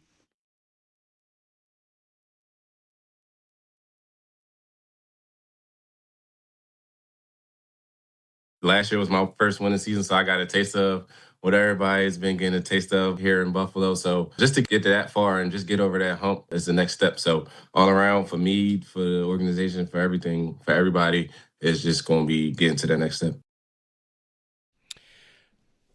DJ Moore, all right. They restructured his contract, and they're going to restructure it again next year from the looks of it. Yes. Good morning, Jeremy and Joe. Won't try to get too bogged down in like salary cap stuff here, but we did find out today the Bills have restructured the contract of DJ Moore as expected because he had a big cap number. You needed all of your cap space to trade for him, and then you can redo the deal. It's always kind of works that way. You cannot trade for a player that puts you over the cap and then restructure. You have to have the space to make that trade. The Bills had the space to make the trade, make the DJ Moore trade, then restructure him down to like a $6 million hit. Now you can sign C.J. Gardner-Johnson and Geno Stone and D. Alford and your draft class. You're making room. Like, we knew that was going to happen. So it's not like this is wizardry. This was part of the deal the whole time. So anyway, I'm at Spot Track and just confirming a couple things. I'm texting with Mike Giannetti about how the contract looks now. And more, there's two things, that two roads this could take. So his cap hit this year is 6.7. That's really nice. It's a great cap hit for a receiver. Of course, you will have to pay for that. Mm-hmm. His cap hit next year goes up to almost $29 million. Mm-hmm. And if they did not restructure it from there, they could get out of this deal in 2 years with a dead cap of 13. Mm-hmm. But there's clearly no way they want to do that. They guaranteed some money in 2028. However, that's not completely clear what kind of guarantee that is. You know how it works in the salary cap world. The word guarantee doesn't always mean guarantee. So anyway, all I'm getting at is they restructured him, and they're definitely going to restructure him again next year. Which will make it harder to get out of it in 3 years if you want to. You push it down the line. I mean, yeah, you're going to keep pushing it and pushing it because there is, like, the overall summary here is there's a ton of money committed to him. Yes. A ton of money, and it's going to come at some point. I mean, I have a list of, like, guys making this sort of money or that were about to get paid and were traded, and it's Hall of Famers. Like, it's Julio Jones got traded. He was in the middle of a $66 million deal. He goes from Atlanta to Tennessee for a second. That's a Hall of Fame player. Hopkins got traded from Houston to Arizona.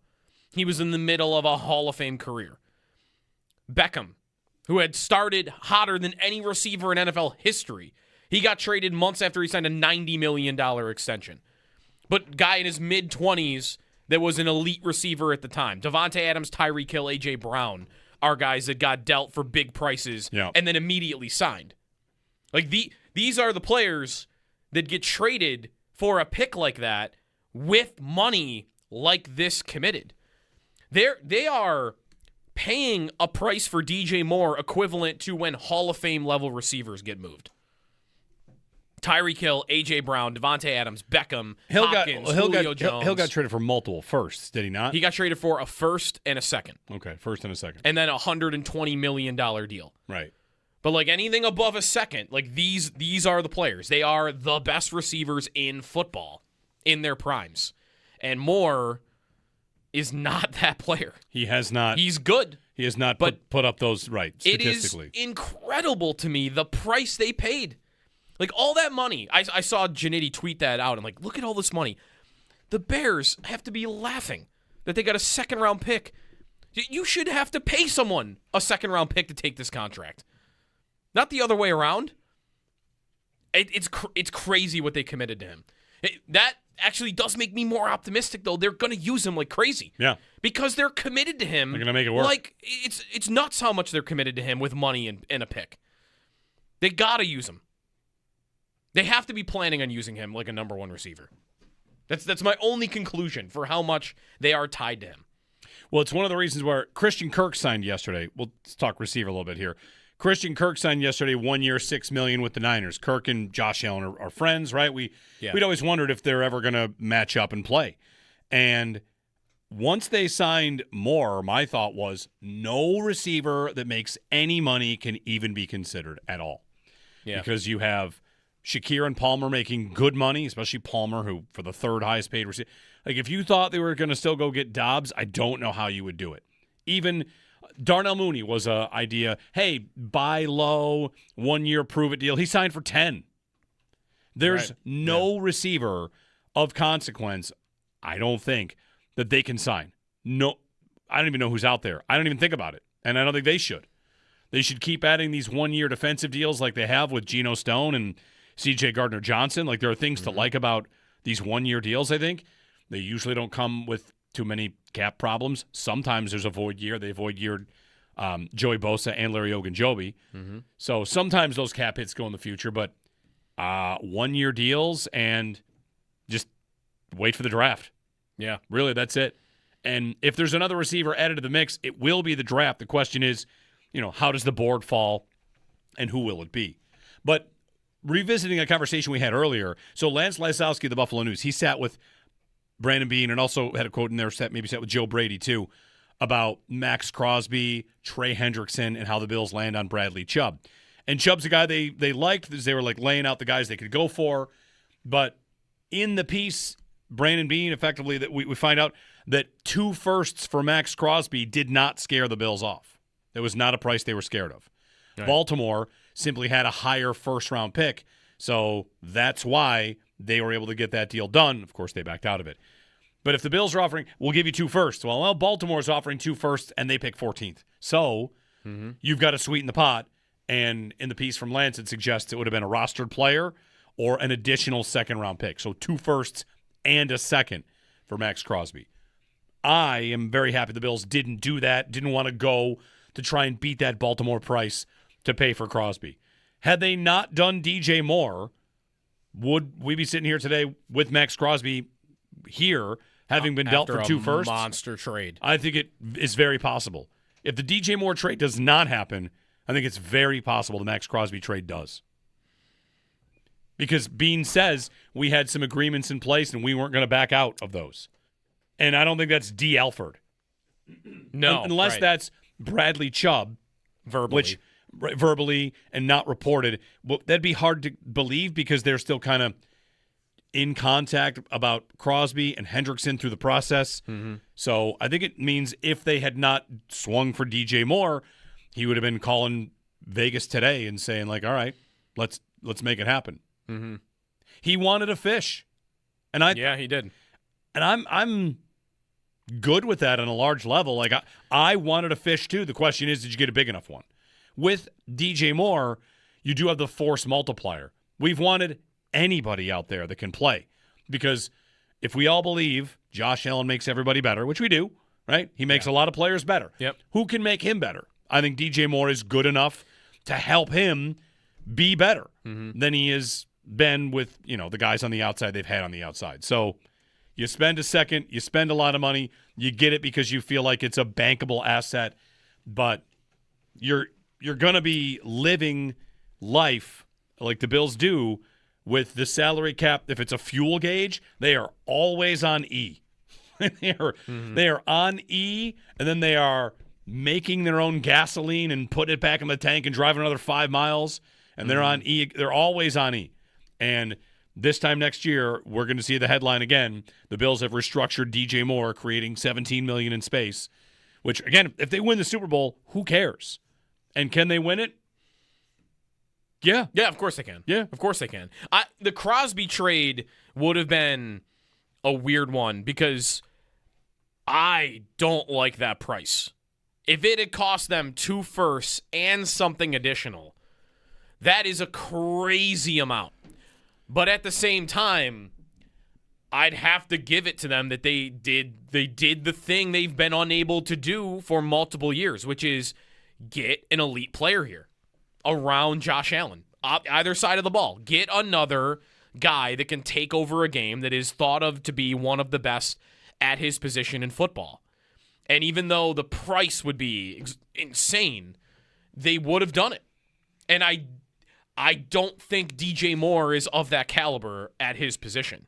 He's a good player. But Crosby, you're trading for him because you think he's one of the best. Yeah, you'd have to. And that's why you'd be paying that price. As much as that is a nuts price, you would be doing it because I need an elite player. And to that point, and they were in it. We played the clip of Nick Wright on First Things First saying that these moves that the Bills have made, they have a feel of them of a desperate GM, someone who's desperate. And I make the point a lot. I think desperation is often used to knock what a team has done. I think there's not enough desperation from teams that are close, personally. So, you want to talk about the arc of what he's on, that to me can be a different conversation than being desperate. Who else is desperate? Is Baltimore desperate? I think they are. Should they be? Yeah. Right? They fired their coach. They kept their GM. They tried to trade for Crosby. It didn't work out. They go get Hendrickson. Why'd they change their coach? That guy's won the Super Bowl. Because it's time. We're not getting enough. We need to make changes. I think desperation can be good. And these moves in this offseason that the Bills look like they've tried to get, whether that's chasing Hendrickson, who they didn't get, willing to trade 2 firsts for Crosby, those are moves that show you are desperate to win. And I appreciate being desperate to win. I've wanted them to be desperate to win in the past.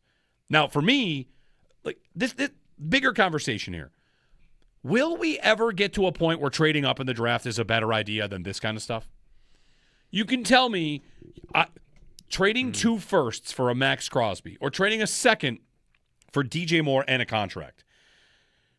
People will debate, good price, too high, this or that.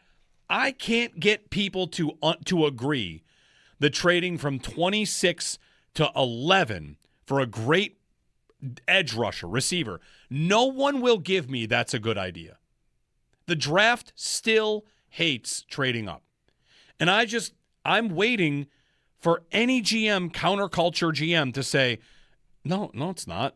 We save so much money by having that player on this deal. What the Bills pay for DJ Moore, what the Ravens pay for Trey Hendrickson, $28 million a year, right? If the Ravens, they're at 14. If instead of signing Hendrickson, 31 years old, off a back injury, if instead of that, they'd packaged a future first to get to 4 and take the top edge rusher, they'd be ripped apart for it. But why? Look at how much money I'm saving if I do it. So I'm just waiting for anybody in the world of always trade down to ever adjust for salaries. because it seems like no one does that. They'll go the other way, Joe. Jeremiah Love is right now being mocked to go 4th overall. Why can't you do that? That doesn't make sense. You're not saving the money you would save. Because immediately his contract would be like one of the highest. Yeah, it'd be a hugely, highly paid running back. That's why running back doesn't make sense at the top of the draft. It's one of the reasons. So, okay, we can get to where I shouldn't take this position because you don't save the money. But I can't go the rest of the way to actually trading up for the next Julio Jones or the next Abdul Carter. Maybe that's the next Myles Garrett, Will Anderson. The Texans did it. They did it, and they did it right. They traded a future first. Wow, you can't do that. That's insane. What are they paying Will Anderson? Go check. It's nuts for one of the best pass rushers in football. Like, that's where you could fall in love with the idea of drafting players at 26th and 30th and 25th. Or you could say, I'd rather spend one pick at 8, get a guy. If he flames out, I'll look stupid. But the money I save, if he's good, is worth the picks. Ask yourself, if the Bills could spend a first-round pick to create $30 million in cap room just to do that, would you do it? Of course I would. That's the same as trading your first-round pick. Right? Like, I'm waiting for the draft to ever catch up, and maybe it never does. Maybe I'll just live in the minority over here where I think trading up in certain circumstances does make a lot of sense. Just, they went for a receiver, and that's we'll see how DJ Moore does. What's a better idea? A second and a lot of money, or your first and trading that second to move up? It's debatable to me. And I just don't ever see anybody open to the idea of trading up in the draft being a good idea. So I'm open to it. Yeah, and Always. I was looking, there's like if you look at like the hit rate amongst players from the bottom of the first round to the top of the first round, like PFF had a graph on this last year, that for 15 years, if you look at the odds of, I'm trying to figure out like what like a starter, the odds of a starter at a position. And we're even thinking, I think, beyond that. We're thinking like a star. Yeah, but trying to land a star for great value. But a starter. At the end of the first round, you're looking at about a 50-50 shot. Like, it's right around 50-50. You get to around the 10th pick, and it's right around 70. Like, it's about... So it's not perfect. No, it's not. Like, you are increasing your odds of that player by 20%. But, again, you're also increasing the likelihood that you're getting an elite player at that position, a star player at that position. Well, let me break my own brain with math and not really try to do this, but this is where I'd say some version of what's the probability 2 firsts at 28th or 1 first at 9th? Is that equal probability I get 1 good player? Is that a push? What are the chances I get 2 starters with my 2 firsts late? 25%? So anyway, maybe that math's not right. I know that in probability math, sometimes it breaks my brain. And I had to scrape a windshield today, so I deserve some grace. I mean, shouldn't we be open to thinking, or no, because the Moore trade came in, that, hey, he was willing to trade 2 firsts for Max Crosby. Is he willing to throw a future first and move up big time in this year's draft if there's an edge rusher that he loves? Yeah, maybe. He wanted the star edge rusher. Again, Bradley Chubb's a nice player. He's not that player. This guy's been chasing an elite edge rusher since he got here. He doesn't have it. There's no way he thinks Bradley Chubb is it. He thinks Bradley Chubb helps, but that's not the guy you're looking for. No, that's right. I mean, so if a guy falls to 12, if he was willing to trade next year's first and this year's first for Max Crosby, wouldn't you be willing to trade next year's first and this year's first for, give me the edge rusher that falls to 12? That was supposed to go in the top 10. This is where somebody says Max Crosby was taken in the 4th round. Right. But so were 19,000 other guys that we've never heard of. True. Javon Solomon, for one. 803-0550. Waiting for some more signings. 2 firsts for Crosby. I put up a Twitter poll asking, are you glad that didn't happen? Like, would their offseason have been better if they did it? And people are very much in support of not having done it. Would 2 firsts for Crosby have been a better offseason outcome? 78% say no. Okay. I voted no. I'm glad they didn't do that. I want aggressiveness. I want Again, desperation to me doesn't have to be a dirty word. But had they done the Crosby thing, whew, it would have been steep. That would have been a big price. His cap hits 35. You would have to get him in and then redo that.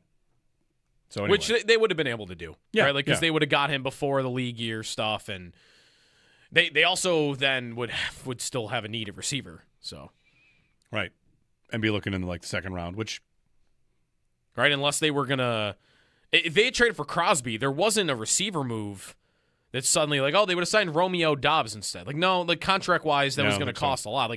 They'd probably be sitting here right now without much of a move at all. Yeah. Mike in Virginia. Hey, Mike, go ahead. Hey, guys. So just a quick question. If you knew in the first round, since we're talking about hypotheticals, that the best receiver in the draft and a top receiver in the NFL was going to be available, you knew it was going to be a Justin Jefferson. You knew that. You promised that. Yep. How many firsts would you give up for that? If you're going to get 4, 5, 6, 7 elite number one receiver in the NFL years out of him, would you give up 5 first-round picks, 6 pick for every year? Because you knew you were going to have the absolute best player you could. Just interesting debate. Sure. Thanks, Mike. I mean, I think the knee-jerk reaction would be 3. If you that is kind of a fun – you're from the future. You have come from the future, and you have the 20th pick. But you know how good Myles Garrett is going to be. He's the number one player on the board. How many firsts would you offer to Cleveland to take Myles Garrett? 5? You know what he is. Yep. Say, I know what I'm going to get. You offer 5? Here's one way to say it. If a team had given up 5 first-round picks for Myles Garrett, would they look like they were smart? They made the right move? Probably not at the time. Not, but today. But today we're playing around and on St. Patrick's Day with snow on the ground. So what's the right number? If you do it with Josh Allen. I'm from the future. I've seen what Josh Allen can do. How many first-round picks is the right answer to get up there and make that pick? 6? 10 first-round picks. You make it a quarterback. There's almost no limit. Yeah, if you knew the extent of his career, of course, you'd make that trade. You'd say, I'm gonna pick a quarterback in whatever the draft is, and you tell me for every year that quarterback is a top 5 guy in the league, you have to give up your first-round pick. Sure, deal. Right. So if he's one of the 5 best quarterbacks in football for 15 years, and I've got to give you a first every one of those 15 years, I'd do it. Yeah, I'm over here thinking deals with the devil. Right.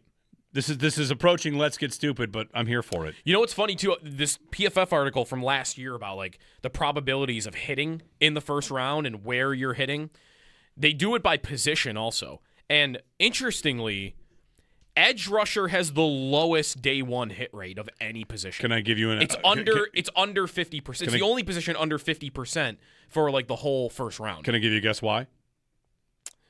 Other than it's the most that's been picked? Desperation. Yeah. Everybody chases it. Everybody chases the idea that they're going to get the opposing quarterback on the ground. Right. They all chase it. And, maybe defensive ends are the most likely to be overdrafted. That's I think what this is kind of telling you. This is a 15-year sample that I think would tell you, they're getting overdrafted. Mm-hmm. And that's right, because teams know the importance of it, and they're chasing it, and they're picking it more than any other position. Isn't that quarterback too? Quarterbacks are overdrafted. It's how Kenny Pickett ends up going in the first round. Ty Simpson this year, if he goes in the first round, he's getting overdrafted. But it's too important not to. Quarterback is a little higher here. Yeah. 63% day one hit rate, which is higher than corner. But then there's hit rate and there's hit rate. Right, that's right. Tua, right, because this is just on a starter baseline. Right. Is Tua a hit? Yeah. He hit, he started, he played. That's a hit. Even though it shouldn't be. Okay. Is Kyler Murray a hit? Right. Is Mitch Trubisky a hit? He took a team to the playoffs. Mm-hmm. So is Greg Rousseau a hit? Day 2. Yes, he's a good player, taken late in the first round, got a second contract. He's good. He's serviceable. He's important, but he's not Max Crosby. Man, the day 2 hit rates also, like edge rusher, tanks. 18% over 15 years is the hit rate on a day 2 edge rusher. 18%. Have you heard my I theory? mean, like interior offensive line is 49% Right. on day 2. Have you heard me lay down for you how there's no way the Bills are doing anything but edge with that 26th pick? Mm-hmm. Speed rusher. Nothing will talk them out of it. It's what they have. Those guys, it's what they have those to are do. Generally the types that you have to trade up for, though. Like we're gonna have to try and find one. Like, are they gonna? Who's the guy that could fall? There are enough. Chris Trapasso said this edge class is great. Yeah, there will be one. That's what they have to take it. So I've got my eyes on third round receiver. 803-0550. Jay, stick with it, see if we can get to your call, because you love trading up, and I want more people to just be open to it. We've been told for a generation it's off limits. You can't do it and be smart. I feel like there's ways through that. 803-0550. All this from the DJ Moore conversation on his contract. He gets restructured. They'll restructure him again next year. 803-0550, 1-888-552-550. Sabres and Golden Knights tonight as well. Tournament. Did we get the first 4 today? The first 4? Dayton, Ohio gets going today. Dayton. Do we get What do we get, though? 16 seeds? I think it's 11s. Anyway. Jeremy and Joe here on WGR.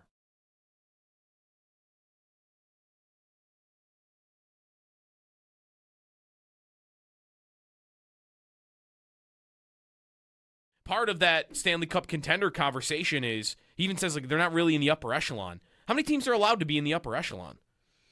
Because there aren't that many. Colorado and Carolina. Colorado might be on an echelon of their own. Insurance needs, but, right, like Carolina, Tampa, you don't know what you don't know about insurance. What's Carolina? Carolina is always doing learning how they're more than losing in the playoffs. Exactly. Before the conference final. That's the thing. I'm looking at the top 5 in the league right now. It's the Colorado Avalanche, the Dallas Stars, the Carolina Hurricanes, the Buffalo Sabres, and the Minnesota Wild. Right. Those are all legit. I get it. The Colorado is incredible this year, and they got better at the deadline with Kadri. That is a good team. Dallas is legit. Carolina's good, but take a peek in net for them. That's a concern. Bussy's their guy, and they got him on waivers this year. He's never played in the league. And there's a lot. Minnesota has always had their issues. I think they're a really good team, really deep. They got a lot better at the deadline. But why are they not in the upper echelon? What? Do they lack talent? I don't think they lack talent. They've got a superstar defenseman, a superstar forward, and a whole lot more up front to go with it, and a top 4 decor that can go with anybody. And you want to talk about goaltending? We'll talk about goaltending, but all the other teams have a question mark there too. Yeah. So I agree. There are a lot of teams. It's only because they're new. That's it. Right. They're sure. fresh on the scene. And, like, Carolina, like, I'm with you. Like, I don't believe that Carolina has to be that much more likely to reach the finals. Carolina is like the Bills. They have been here over and over and over and continue to hit their head on the ceiling, and there would be some belief of, well, eventually you're going to break that door down. They have, since Rod Brindamore has been their head coach, they've been swept in the conference finals.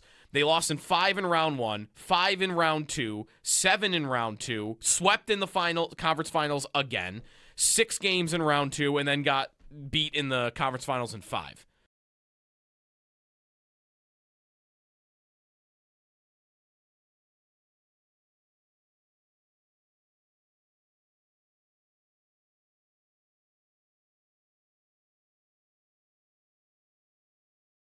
Well, in the piece from Lance Lysowski, Buffalo News, sat down, spoke with Brandon Bean. Raiders GM John Spytek said it would cost the Bills their first-round picks the next 2 years, and the price did not scare Bean off, and they agreed to continue talks. So I think if you follow the trail of breadcrumbs, they would have traded 2 firsts for Crosby. They would have done it. And Baltimore only got in ahead of them because Baltimore had the 14th pick, and the Bills have the 26th pick. Yeah. That might be it. Yeah. If the Bills, if they were going to beat out Baltimore, probably had to go 2 firsts and a third or something, or a player. But that is a lot. Yeah. Other suitors, most notably the Ravens, were higher. And the Bills would have to include a talented player or another second-round pick. Yeah. I mean, really the most disappointing thing of all that, because how upset should I be that they didn't trade 2 first-round picks for Max Crosby? Like, it was such an expensive price. I am not upset at all. Yeah. And if we're being honest, I am very happy that the team decided to spend the premium asset that they were willing to trade on a position that has killed them over the years, and that's receiver. And I know defensive end has as well, but you've got an opportunity. This is why I think they're going to spend their first-round pick on a bendy, terror, like NASCAR package defensive end. They're going to just try and get somebody that can be bendy. They might spend their next 2 first-round picks on this position, and it wouldn't surprise anybody. They've chased it relentlessly. If they traded 2 firsts for Crosby, I'm sure we would have been excited, but, what am I doing over here if they had traded 2 firsts for Crosby?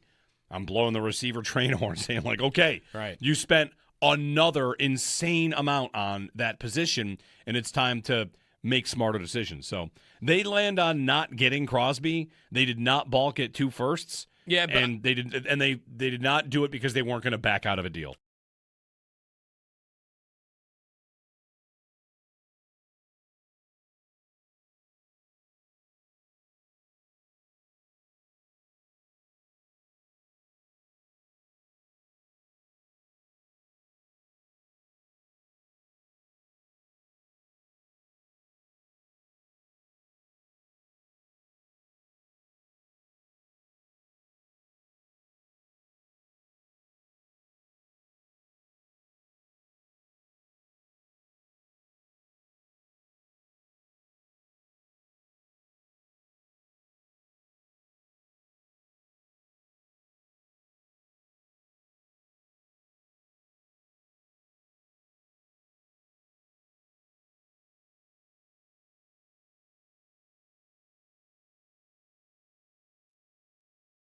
The Sabres are back in action tonight after dark as they begin their Western road trip in Las Vegas, taking on Jack Eichel and the Golden Knights. Puck drop set for 10 o'clock.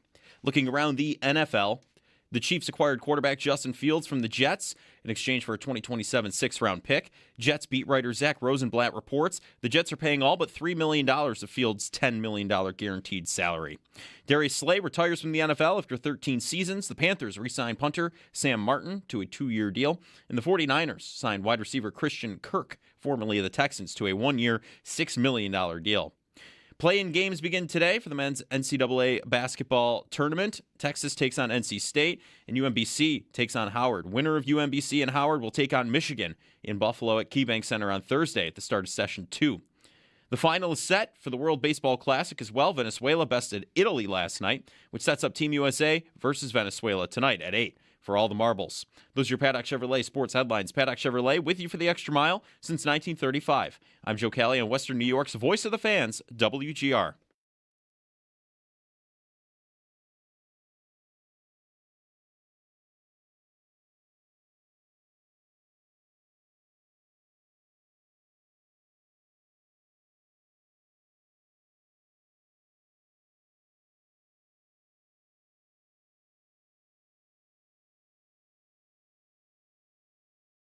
For Fields, to me, also, is an opportunity for him to actually, and I know we're a broken record on this, pursue the Sam Darnold path. And maybe it won't pan out, but when I think about Sam Darnold, yes, we think about Minnesota, but to me, the year he spent in San Francisco before he got to the Vikings, between the Panthers and the Vikings, that is what Justin Fields can look at this as. Adam made a great point about how he'll get a lot of work this offseason with Mahomes' injury. This is an opportunity for him to not only learn under the best, and of course Andy Reid, but also rebuild his value as a quarterback. I love it for both sides.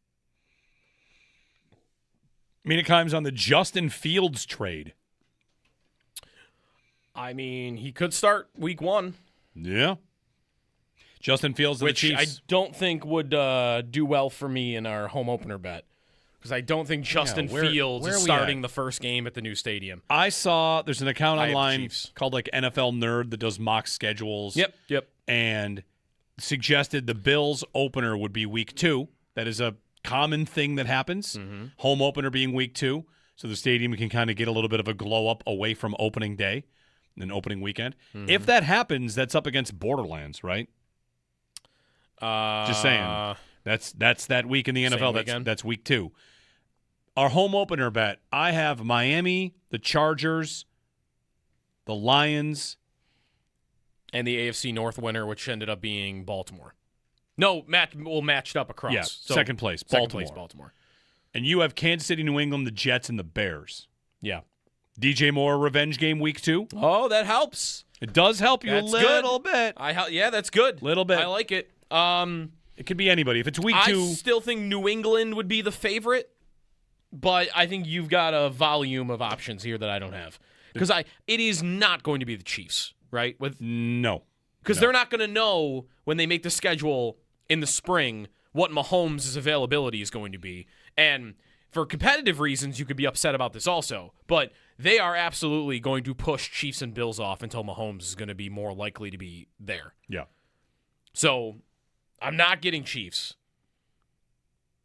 Could it be the Bears? It's a weird fit, right? Because NFC, what's the history between the two other than the DJ Moore piece of it? Like, there really isn't anything. So I feel like I'm kind of in it's got to be New England or bust for me for the home opener. I think it's too early in the season for New England. But New England could be You could play them here in week 2 and then play them again in like week 13. You could play them in New England in week 1. Is that a bad opener? As like the Sunday night game? Something. Sunday night or Monday night game? Bills Patriots kick it up again? Yeah, that's possible. Jay in Hamilton. Jay, good morning. Jay there? Jay gone? Jay's not there. We'll go back in a minute. 803-0550 and 1-888-550-2550. Watching Chris Trapasso. I'm reading Chris Trapasso tweeting out some stuff about edge rusher ideas. There will be a lot of them in the first round. I got to find a guy, though. Who is the right guy to be dreaming about falling so that they can go up and get him? Like, because Reuben Bain is not falling that much. No. Like, short arms are going to cause him to fall 2 spots, There are a bunch of short arm edge rushers in this draft. Right. It's like I don't know if it's a year of the short arm guys. I don't know the numbers on how many guys have short arms, but like, is Arvell Reese going to be? No, he's going to go like third. He's going to go way too high. 3. David Bailey's going to go way too high, right? Yeah, I think From so. Texas Tech. Yeah. So then I'm into what, like the Zion Youngs of the world and Keldrick. I got to start to figure out like what I like more about, because speed rusher is the guy.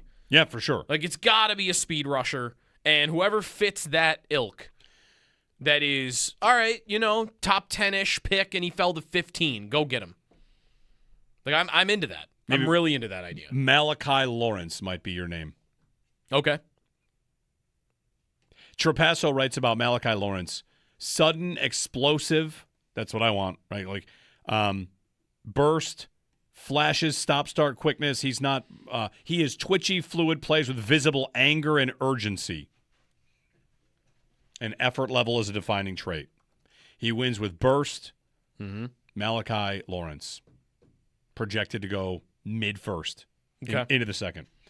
Chris Trapasso, his website, he was on last week, draftgradebook.com. Great little spot to, kind of organize by position. He gives comps, he gives scores. Mm-hmm. So you can look at everything there. Yeah, an edge rusher. I mean, they can't be done at the position. That's the other part of this. At what, edge? Yeah, they need another guy to play meaningful snaps. And what are the odds another guy in free agency is going to fit that?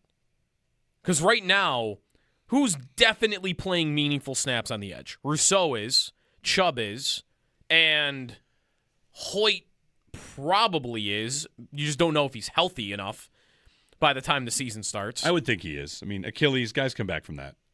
He tore it. He tore it early. It was week 7. Wasn't it later than that? No, he didn't even come back until it was week 8. Week 9, sorry, because there was the bye. It was week 9. There were 6 November. weeks, the bye week, and then in his second game. November. So a 10-month Achilles recovery. Like, I don't know. Like, maybe he comes back and he's Vaughn. Like, oh, he came back too soon, and he can't really do anything for you. Like, Achilles injuries, usually it's different position. Like, running back, it can be a death sentence. Yeah. Like, edge rusher, it'd have to look like what the history of it is. So I don't know. I don't know what Hoyt's going to be able to offer you. And beyond that, I got a bunch of question marks. I like the odds that you're going to be able to count on Landon Jackson and Javon Solomon are just, to me, like, that's not the best idea. Like, so there is another pick coming, and they're going to trust that to a third-round guy? Like, I'm with you. I think edge rusher in the first round should be an overwhelming favorite, like more than the field. Like edge rusher versus the field today, and I would think it's going to be edge rusher. Same, yeah. Jay in Hamilton will go back. Hey, Jay. I'm here, guys. Love talking NFL draft strategy. Nothing like it. So I've always liked the idea, actually endorsed the idea of trading up in the draft, and I've always felt like that living meme where you've got that guy walking through town square and everyone's pointing at you and saying shame, shame, and I feel like that kind of philosophy works when you are going for players on the offensive side. So what I mean is, if I'm going to trade up and give up some extra capital to get like a Justin Jefferson kind of player, I love that because you're getting a player that, if they hit, are giving you points. Max Crosby type player is great, and I love those players, and we need something like that. But they're game changers, but they're not giving you points. So I'd be reluctant to go super high by giving up picks to go up in the draft in the first round for a guy like that. And I've always said, if you're a Kansas City Chiefs fan, have you ever cared about going from 27 to 11? So I think for us, the issue, and it is for me as a Buffalo Bills fan, is moving up in the draft. I'm always listening and looking for it. Does Brandon Beane always hit on those first-round players? And that's where I think there's some hesitation maybe on that.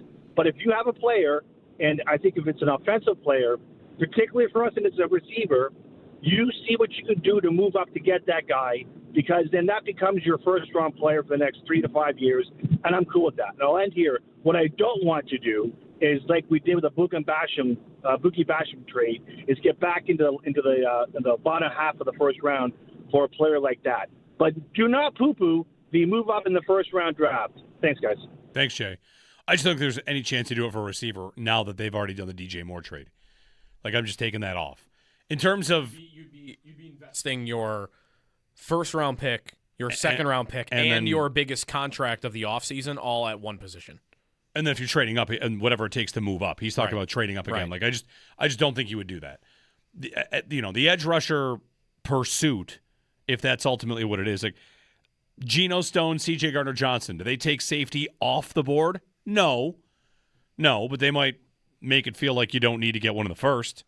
Mm-hmm. You're getting guys back there that can play, and C.J. Gardner-Johnson has played for a lot of different teams and been pretty good for a lot of those teams. I talked yesterday with your brother Lou about him, and he says he wishes he was still on the Eagles. Like, the Eagles could use him, and he's not there.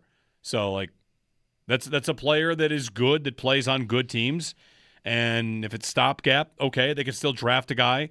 They can see if Jordan Hancock has anything in there to continue to develop. But, on the trade up for, like, a Jefferson's a receiver that went in the 20s.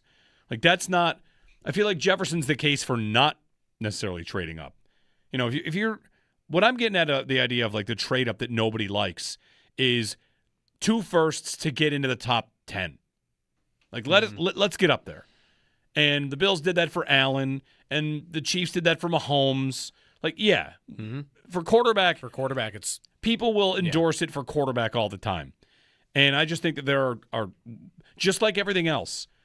We've seen quarterbacks get new contracts after 3 years. Now we see receivers do it. Now we see elite edge rushers do it. Like, other positions have started to creep into quarterback level importance on certain things that GMs will do. And I just wonder. The Texans did it. The Jaguars did it for Travis Hunter.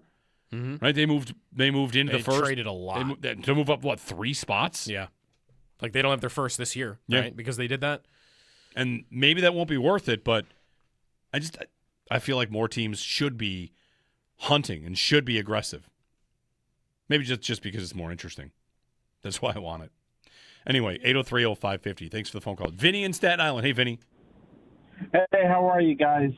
Listen, I just wanted to touch base a little bit. I'm really super excited about the new defense that we might see on the field for the Bills next year. I'm curious if it's going to change Joe Brady's offensive style at all, because in the past, the bend don't break defense that Sean McDermott loved and lived on really made sure that Joe Brady had to keep running the football. because no defense could endure that kind of field. Now that we're going to get aggressive, I think we're going to see Joe Brady open up this offense and start what Brian Daboll did, and we start seeing the arm a little bit more. I'm just curious on your thoughts on that. Thanks, Vinny. I don't know what you mean by like no defense could have endured. Like, well, what's the opposite of bend but don't break? What are they going to be instead? All out aggression. But that's like be willing to give up big plays because you're hunting for your own big plays. Right. Instead of bend but don't break, which bend but don't break to me is I'll let you go for 5 yards at a time down the field because I'm betting on you making a mistake. Sure. And the opposite of that to me is I'm not waiting around for you to make a mistake. I'm going to go make you make a mistake. How much of the entire league is that though? Well, now it's more and more, isn't it? A lot of the league is bend but don't break. Oh, it was okay. A year ago or 2 years ago that Mel Kiper on television said they should outlaw two high safeties. Safety. Yeah. Because the whole league had switched to two high safeties. But the Mike more McDonald than they had before. Types, I think, have started to flip that a little bit, right? Like that style of defensive coaching, I don't really think of as being bend but don't break. But to be fair, I didn't think of Sean McDermott's defense last year as bend but don't break. No, last year they blitzed a lot. And like, also historically, yes, but they were blitzing more and more man coverage, and they were changing things up. And like to me, like yes, historically that was McDermott, but not last year. No, and they turned the ball over a lot in all of McDermott's years, and if they manage to do that again under Jim Leonard, that'll be great. I guess the question is though, from Vinny, will Joe Brady open it up now? That's up to him. Does he have to think about his defense in how he calls his offense? Because it feels like he was calling his defense, he kind of suggested when you meet during the week, how are we going to beat this team? Now that conversation is led by a different person. When Joe Brady says, how are we going to beat this team? You know, if it's me playing Madden, or if it's you playing Madden, I should say, you're much better. You'd say, I'm going to score 70. Mm-hmm. I don't know. The rest of it'll work itself out. Does Joe Brady think, how are we going to beat this team? We're playing the Lions today. How do we beat them? Is it control the ball, field position, clock management, be smart, or is it just, guns blazing, let's go rip them up? Mm-hmm. Different person leading that conversation could lead to, a different look to the offense. I'm hopeful. Not that it's been a bad offense. It's been good. It just seems to have been sometimes, a little bit tethered by short yardage everything in the past game. And maybe DJ Moore can help them unlock that. And one more guy, maybe in the third round or fourth, or it doesn't count if it's after the fifth. The fourth counts, but the fifth doesn't? The fifth might count. Depends who it is. I would have counted Torrey Horton last year. I wanted that guy in the fifth round. He went to Seattle. Yeah, what round does it not count as addressing the position? That's a good one.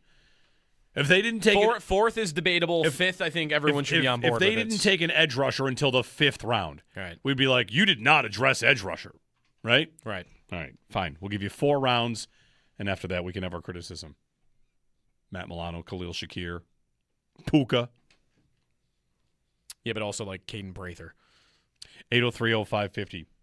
Lindy at 9:30. The Sabres are out west. They're in Vegas. You can hear the game late, but here tonight on WGR.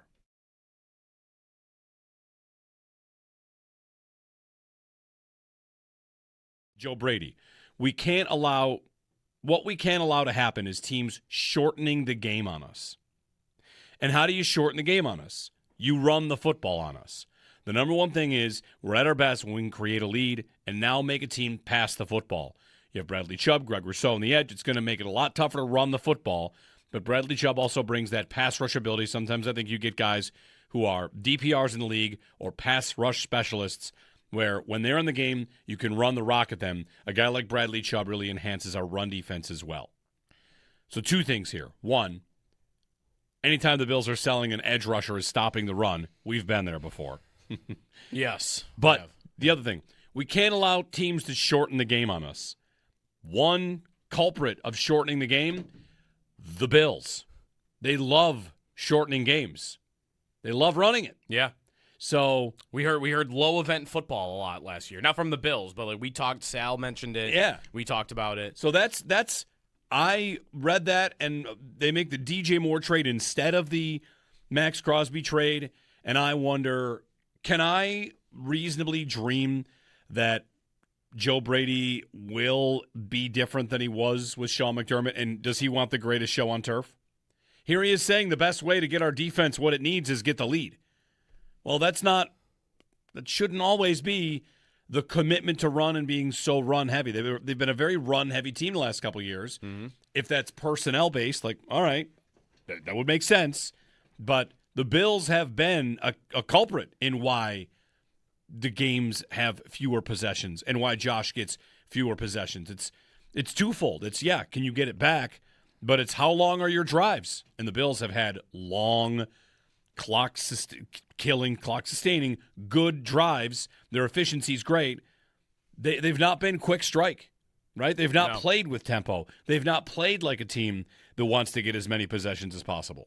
They play like they want to kind of lean on a team and bully a team. And that has worked pretty well the last 2 seasons. It's just that quote from Brady makes me wonder, like, is he going to do his part to make sure Josh gets more possessions? Because he has a role in that.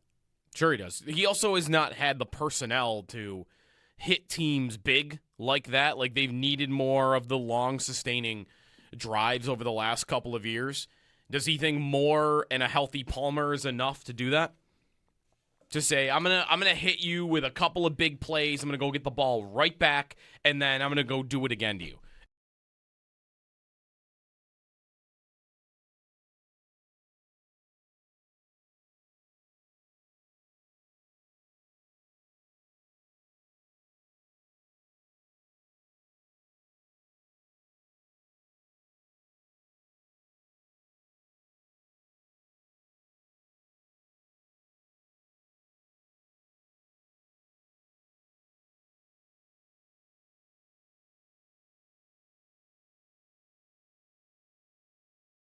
Well, in the piece from Lance Lysowski, Buffalo News, sat down and spoke with Brandon Beane. Raiders GM John Spytek said it would cost the Bills their first-round picks the next 2 years, and the price did not scare Beane off, and they agreed to continue talks. So I think if you follow the trail of breadcrumbs, they would have traded 2 firsts for Crosby. They would have done it. And Baltimore only got in ahead of them because Baltimore had the 14th pick, and the Bills have the 26th pick. Yeah. That might be it. Yeah. If the Bills, if they were going to beat out Baltimore, probably had to go 2 firsts and a third or something, or a player. But that is a lot. Yeah.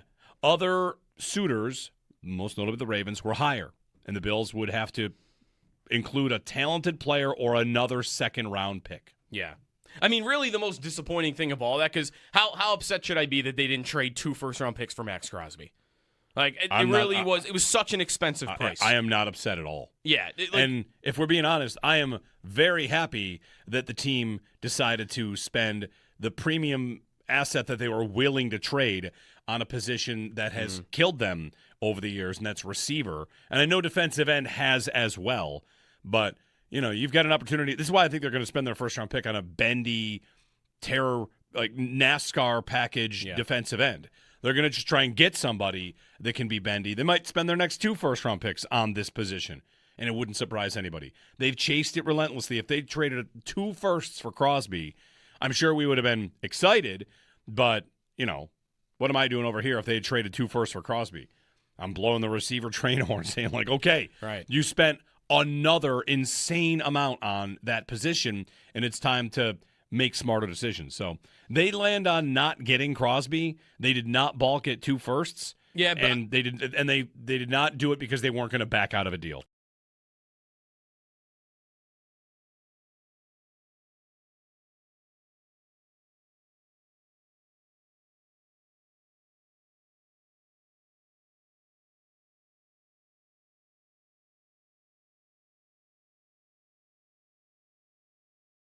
Jeremy and Joe,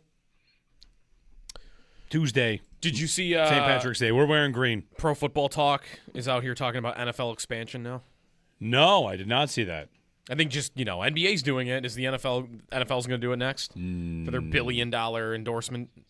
Or that will lead someone to fees. tweet the phrase "pigs get fat, hogs get slaughtered," which happens every time the NFL does anything Everybody tweets that. Like the league is going to fall apart because they want to play games the Wednesday before Thanksgiving.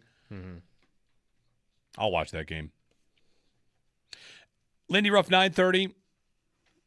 You can join us. I had something I was going to bring up. I'll think about it during the break. 803-0550 on WGR.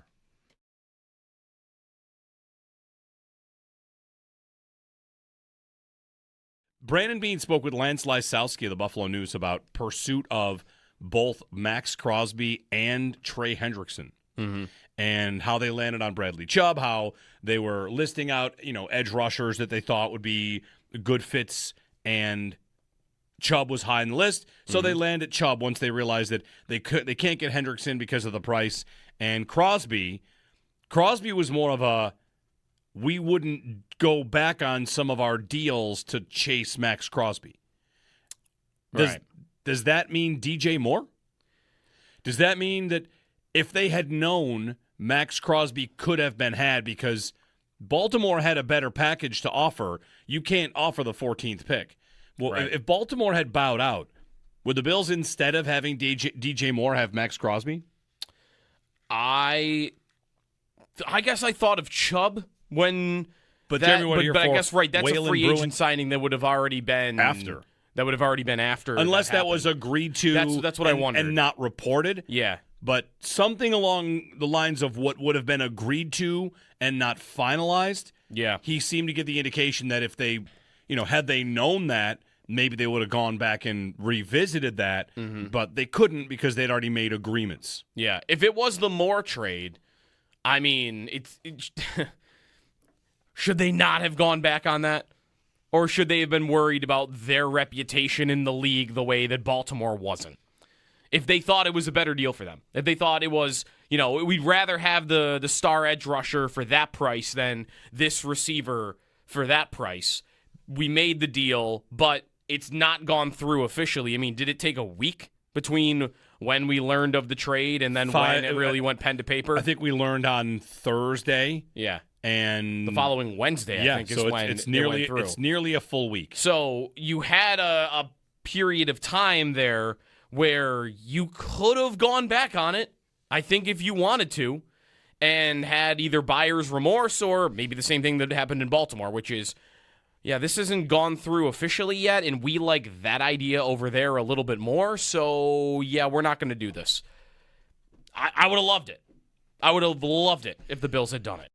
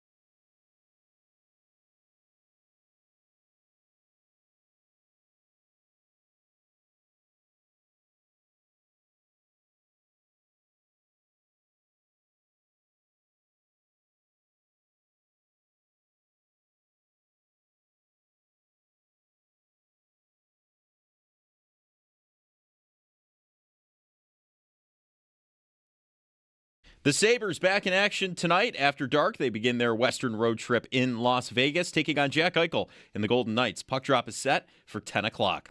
Looking around the NFLs, big news yesterday. Chiefs, they've acquired quarterback Justin Fields from the Jets in exchange for a 2027 sixth-round pick. Jets beat writer Zach Rosenblatt reports the Jets are paying all but $3 million of Fields' $10 million guaranteed salary. Darius Slay retires from the NFL after 13 seasons. The Panthers re-signed punter Sam Martin to a 2-year deal. And the 49ers signed wide receiver Christian Kirk, formerly of the Texans, to a 1-year, $6 million deal. The play-in games begin today for the men's NCAA basketball tournament. The Texas versus NC State, and UMBC takes on Howard. Winner of UMBC and Howard will take on Michigan in Buffalo at KeyBank Center on Thursday to start out Session 2. The final is set for the World Baseball Classic. Venezuela bested Italy last night, which sets up Team USA versus Venezuela tonight at 8 o'clock for all the marbles. You can catch Sal Capaccio broadcasting the Northtown Automotive Extra Point Show live from Hartman's Distilling Company on Chicago Street Thursday, March 19th. Doors open at 10 a.m. Heading to the arena for college basketball tournament action. Make Hartman's the pregame and postgame spot with drink specials, a grab-and-go menu, free parking, and it's just a 5-minute walk to the arena. Don't miss the madness at Hartman's. That's your Paddock Chevrolet Sports Update. Paddock Chevrolet with you for the extra mile since 1935. I'm Joe Cali on Western New York's Voice of the Fans, WGR.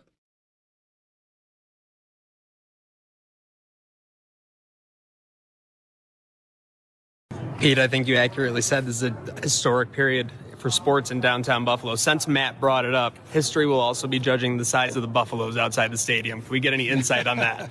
I think people will be happy with that size. I'm not ready to disclose anything right now, but we're getting closer. Probably within the next couple of weeks, we'll have some additional information, and I don't think anyone will be disappointed. Pete Gwelly answering a question there from Zach Sheldon on the size of the Buffaloes. They completed the exterior shell, right? Yesterday. Yes, I saw. Yes, I saw that. The Buffaloes, though. I mean, the logo outline is also on the side of the stadium. So, yeah, they're gonna put like where it lights up. Yeah, it's gonna go up soon. You see where that is. So we 5 months from a game? 5 months from the blue and red? Assuming they'll have it this year, which. Is that what you want as your open house kind of for the new stadium? Maybe that would actually work for it. The blue and red in the past, here's the problem with the blue and red, if it is at Highmark, the new one, is the blue and red, if I'm not mistaken, is only the lower bowl?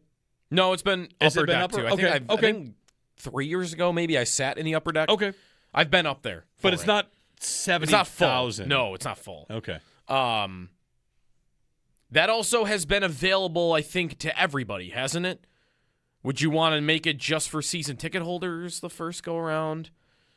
Yeah, I don't know. I don't know how they're going to want to do it. It always made sense to me they would have a concert there first to kind of be the kickoff to it. But instead, we're probably going to get some preseason or practice Bills event as the first time people are really there. It's if they do it. Maybe they will say, hey, blue and red, we're not going to do it this year because there's still work going on at the stadium, and we'll see you for the first preseason game. Yesterday I mentioned that they should have plaques at all the sites of the biggest plays at the old stadium. I guess they do that in Pittsburgh? Yeah, someone sent me Pittsburgh has that. Like the spot where the Immaculate Reception was, the spot where home plate was for the Pirates at the old stadium, Three Rivers. So it's been done. It's been done if the Bills want to do something on that front. 803-0550. One quick thing here. I got a good tweet on this. So Lance Lasowski, Buffalo News, had a conversation with Brandon Beane, sat down with Beane, also got some with Joe Brady. And the Crosby trade came up, and we learned that 2 firsts did not scare off the Bills. Mm-hmm. Would they have pulled the trigger? Who knows? But it didn't scare them off. And they could not offer 2 firsts like Baltimore could because Baltimore has the 14th pick. Maybe if Baltimore doesn't do it and the Bills haven't done the DJ Moore trade, they do the Max Crosby trade for 2 firsts. Right now they don't have the cap space, and they probably don't want to spend the draft capital, so, they went down a different road. Jeff writes in about the Crosby trade. One reason no one else may share, for me, going against the Crosby trade is if you make that trade, everyone will expect you to win the Super Bowl and accuse you of getting there because you, quote, bought your team. It would set up for big disappointment or discredit the win a bit. I'll tell you, I do not agree I at don't all. I don't agree with that. I've never heard anybody say that about the NFL. Never once heard any Super Bowl team be discredited for buying their team. That's the Yankees. That's the Dodgers. Right. That's baseball. No other sport has that. So, Jeff, rest easy. Yeah. No matter who wins the Super Bowl, I've never in my life heard a team say, heard anybody say to discredit a team, your team bought its Super Bowl. Did the Rams ever get discredited by anybody when they won? I don't think so. Because it's 100% their entire team. They just spend Like, picks. not Cup, not I guess they even that. drafted. But they traded big stuff and first-round picks and paid Matt Stafford. They traded for Vaughn. They traded for Beckham. You know, like they did it all the time. And nobody ever said a word about that. Not at all. The Eagles have $300 million in void years or something. Yeah, like $390 million. No one says they buy their championships. Yeah, I don't agree. Absolutely not. You win your championship however you win your championship. That's right. Like the Yankees get this in baseball, and like the Warriors got a little of this when they brought in Kevin Durant. Like there was some super team era stuff in the NBA that got that a little bit. But it doesn't happen in hockey. It doesn't happen in football. It really doesn't. I guess baseball is the only sport. Like the Dodgers get accused of this, right? Yes. The Dodgers get accused of you're spending double when anybody else is. You're deferring all of Ohtani's money until after he's retired. Like you're going nuts with it. And who accuses them of that? The teams that don't win. Right. Right, yeah. Sorry. The teams that don't win. You could do this if you want. We don't have the money to do it. All right, well, that's your problem, not mine, right? And in the NFL, that's not the case. So, no. Yeah, I think you are alone. The Crosby trade, though, is it interesting that they were willing to pay that amount of money for Crosby but not Hendrickson? Because Crosby's contract is 3 years, $106 million. Is that because it would have happened before the Moore trade and Hendrickson would have happened after? I guess so. But that's what's interesting. Yeah. They weren't willing to take the full risk on what the Hendrickson market would be because the Crosby's cap hit this year for the Raiders is 35. I think for the Bills it would be like 32 because his base salary is 30, and then there's a little bit after that. So you were willing to pay that price on Crosby.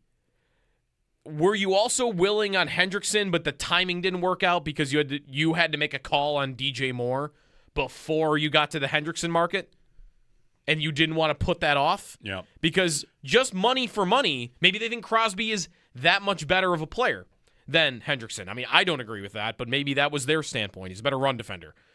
Because you were willing to pay that amount of money in a Crosby trade, but now we're being sold, well, but I didn't have the money to go after Hendrickson the way the Ravens did. Well, you it's didn't, funny. because if you made the Crosby trade, you did have the money for it.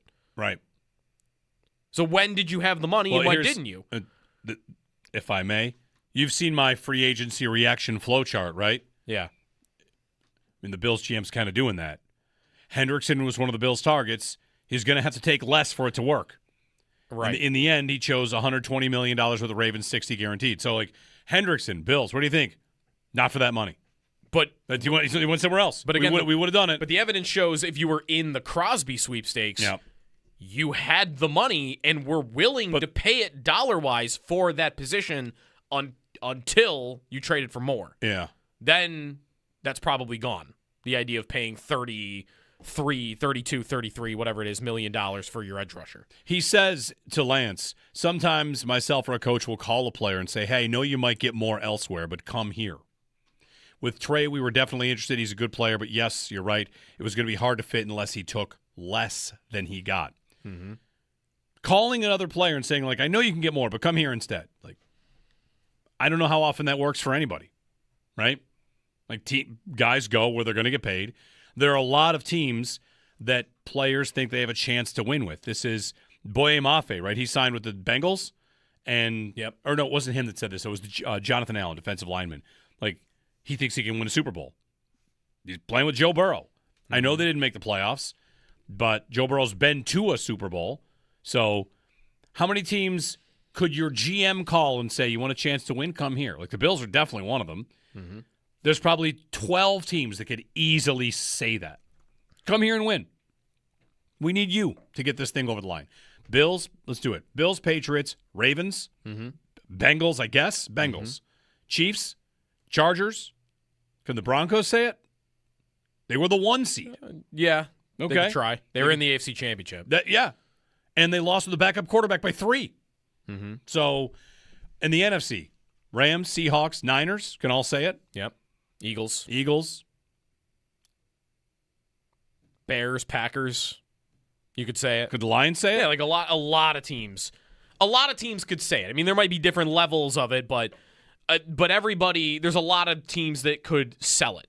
Yeah, right. You know, not everybody is the Browns or the Cardinals or the Jets, where, like, those would be teams I would assume, there would be a lot of players in the league that would say, I will pass on that extra $6 million from you because I can have a chance to win and make good money, just not as good, over here in Buffalo or in Seattle or in wherever. But how many of those teams really are there that you would look the other way and expect guys would take less to not play for them? Like, there's only a couple. The Cardinals are that, the Jets are that, the Browns are that, the Raiders maybe are still digging out of that, the Titans are that. Miami's that right now. Like, otherwise, that's kind of it. It's why, like, the money is going to be important. You got to have the money available. That's how they got Von. Right? Like, Von, when he got here, I guess sold some bit of, like, well, of course, I'm here to win the Super Bowl. I'm here to play with Josh Allen. But also, remember, he almost changed his mind on the flight over to take less money to go to Dallas. Yeah. He took the big payday from the Bills. It came with the chance to win, but he almost took less to go to Dallas. He ultimately decided not to. He chose, I'll take the money.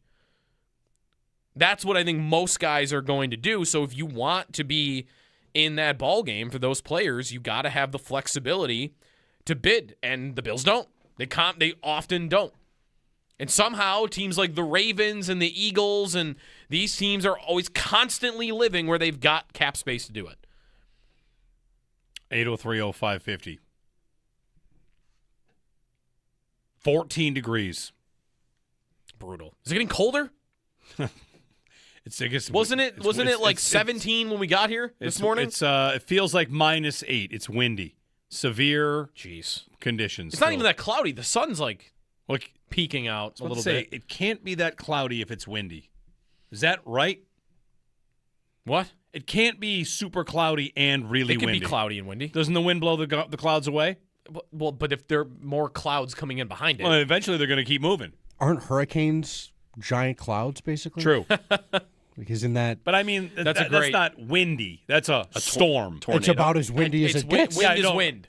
Wind is just wind? Wind is wind. It doesn't, yeah. I mean, it's cloudy like a hurricane, I guess, during tornadoes, and that's just a big cloud. You're trying to about special differentiate storm events. I'm just going like it can't just be regular. You're trying to differentiate from a storm wind to like a clear day wind, that those are different? Yeah. I don't know if there's a correlation. Yeah, you're probably right. Yeah, it's windy. It's windy. Yeah, it's windy and cloudy. That's common. I see the sun right now. Well, at least the blue sky. I was gonna say, you see the blue sky. The sun's not directly in our window here. But how about Nate Oates? Nate Oates is you can't make fun of Nate Oates today. Right. I thought about Nate Oates said no one wants to go to Buffalo in Right. March, and I saw people pretending to be mad at him about that. And then 12 hours later, I'm scraping my windshield. I had the same. I scraped my windshield with no gloves, like you. I stupidly didn't bring my gloves out. Had frozen hands and thought I should just tweet. Are we all cool with Nate Oates again now? Right. Can we not pretend that this doesn't suck? Yeah. It hurts me extra. I ordered new irons. I got fitted for new irons, new golf clubs. They came yesterday. I'm just walking around the house, just like holding my new clubs, just like, kind of getting ready, thinking about golf season, dreaming of golf season, knowing, of course, that today's weather was going to come. Yeah. My partner Maya yesterday was like, "When are you going to be outside playing golf?" And my dad was walking by. He's like, 3 weeks. We'll be out there. Yeah, we'll be out there. 3 weeks. 3 weeks from now. Yep. I felt like Sunday we could have gone out and played some mud ball. Sneaky, you don't know me and my old man. Yeah. You guys going to play in the mud like that? We're in Delaware shooting at sticks in the hole. Like it's a real thing. I can't. The mud is going to keep me away for longer than that. I don't want to play golf in muck boots. I'm leaving town on a little vacation, and I've got a round scheduled in the next 3 weeks. In 3 weeks. Vacation? Yeah. In 3 weeks. There you go. Vacation golf. By yourself? Yeah. Oh, that's nice. That's nice. I am going to rent the clubs, though. I'm not going to bring them because we're going far enough that it's not worth bringing my clubs. International golf? Yeah. It's the first time you've played out of the country? No, I played in Ireland. Long time ago. 2001, I played in Ireland. Mm-hmm. That was an adventure. I think we lost 32 golf balls. In Ireland, that seems hard to do. No, you're To like lose on balls? No, you're like on cliffs. Yeah, we were on the Going into the water left on and the right. ocean. I have Yeah. St. Andrews in my head. Oh, Where are you no, losing no. a ball. No, nothing like These that. are like This the cliff This was a courses are all Port over, Marnock Golf Links in 2001 Yeah. on the Dublin Sea or whatever. And yes, you hit it in the stuff and like, see you later. Not finding that. All right. That makes sense. If you do try to hit it out of there, you're in trouble. So yeah, I'm in my head. I'm convinced I'm gonna have a really good golf season because I got new clubs. Oh yeah. I was explaining to my wife, like, this is my 4th set of clubs of my lifetime. Is that I don't know what the number should be. How often are you getting a new set of clubs? I had like the clubs that my dad gave me. I can remember my first ones ever. Then I can remember buying my first real adult set at Dick's on Union Road. Mm-hmm. And then I got a new set like 7 years ago. And then this one's my 4th set of irons. Would I count like junior clubs? No, I don't think so. Like your first. Even though you were real clubs. Like I was playing real golf. Yeah. All right, this would be I'm on my 3rd set then. I'm so, on 2. you know. 2. I'm on 2. How often am I going to change them? Like, every you know, 8 years, every 7 years? Yeah, by 15 years from now, am I going to have 2 new sets? Might be at 5. Yeah, like 6, 7 sets max. Yeah, like what's the lifespan for me of in a golf life? clubs? I mean, some people probably do it way more often than that. But I'm not about that life. Like changing them out every 2 years. If I get a good set that I like I'm going to stick with that for a while. I'm on 2. My first set of clubs came from a garbage tote. So really, a tournament had just cleared out, so there was a bunch of like abandoned clubs in these recycling You totes. just pieced it together from there? Yeah, Or was it a full set? It was a full set. It was a full set. They were taped together. I didn't though. My partner did. I didn't want to jump in the garbage. We were going to an event at Shays, so she took the the step on that. But yeah, so I then ended up getting a. So you garbage picked your golf clubs? I did my first set. Yeah, That's really cool. I respect that. Woods from like 1930, but yeah. That's old school. Actual woods, like they're wood. Oh, They I'll were bring it wooden. in. I'll bring it in. You I gotta broke bring that one of in. them. Yeah. I'm gonna need to see that. Yeah. Golf season. We'll get there. What's the tournament this week? It's the. I don't even know what's in between the players and Augusta. It's not the Valspar. No, it's a good one. The Valspar's a good tournament. Yeah, okay. Houston Open next week. Valero Tag. Okay, you got a couple of good ones before. The Valspar's good before Augusta. Yeah. Copperhead is the course, which is Florida. They just stay in Florida for this month. They don't come to March. They don't come to Buffalo in March to play PGA Tour events. No, that would be. What if they did? They could bring a TGL playoffs here though. You could do that. That's starting up. Everyone's lost TGL. I've not found my way to TGL. I watched it a couple times this year. Yeah, and stick with it forever. Still doing what they're still into it.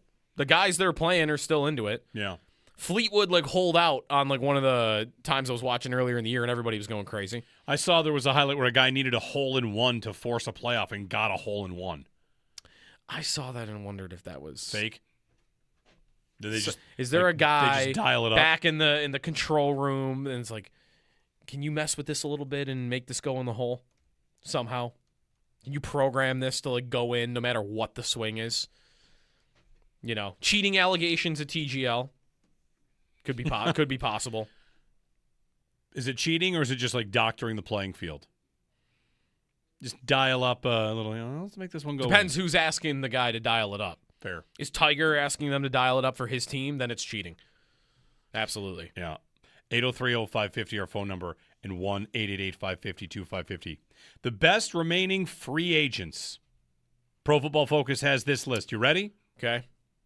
Is anybody here going to be There are interesting? Wyatt Teller's the only guy I know is still available. They've got the top 10 remaining free agents. I've got 3 that the Bills could reach out to. Okay. DJ Reader. That's one. No, we've been on that. Yep. Too. Yep. Debo Samuel. No. Not going to happen. No. Juwan Jennings. No. Not They going to. cannot afford a receiver. They cannot pay dollars to another receiver. They need to draft one. Joey Bosa. No.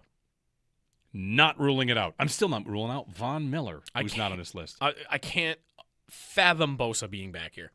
Aaron Rodgers, obviously not happening. Calais Campbell. Yup. Would love it. But he doesn't want to play where it's cold, I think is always the story for him. Don't show him today's weather. Right.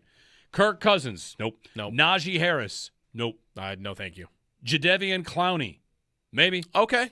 I'm into that. I am into that to idea. me, he's kind of like Calais Campbell. He always signs somewhere and is totally fine. They need another guy that can play meaningful snaps. If they don't get what they like in the first round, especially, I would say I brought up Hoyt earlier and like the question mark of his injury. And I look back at like guys that have come back from Achilles and like you might have to wait a little bit of time. Like Jalen Phillips tore his Achilles in Miami and he came back and like couldn't play. Like he played 4 games, 1 sack, went back on the shelf, and like he got there eventually, but not that next year. And Shaq Barrett's another example. Tore his Achilles, double-digit sack year, came back, wasn't the same. Took him a year to kind of get back to full strength. So, with that being said, I'll give me another veteran guy for hire like that can play on a 1-year deal that I can trust to be a contributor. Probably to go with a draft pick, but Clowney is very interesting to me. He's kind of just pretty good everywhere he goes, right? And doesn't ever cost a ton. Like, I don't know what he often goes for on that 1-year contract. I feel like he's always like 1 year, $9 million. Yeah, maybe it's last year in Dallas it was 1 year 3.4. Oh, okay, even better. Before that it was 2 for 20. Before that it was 1 for 2, 1 for 10, 1 for 8. Like it's always back and forth. This guy is grinding. He should not cost you that much. Like I like that. He did have 8.5 sacks last year. Maybe he should. Maybe he will. Is that 1 year, $8 million?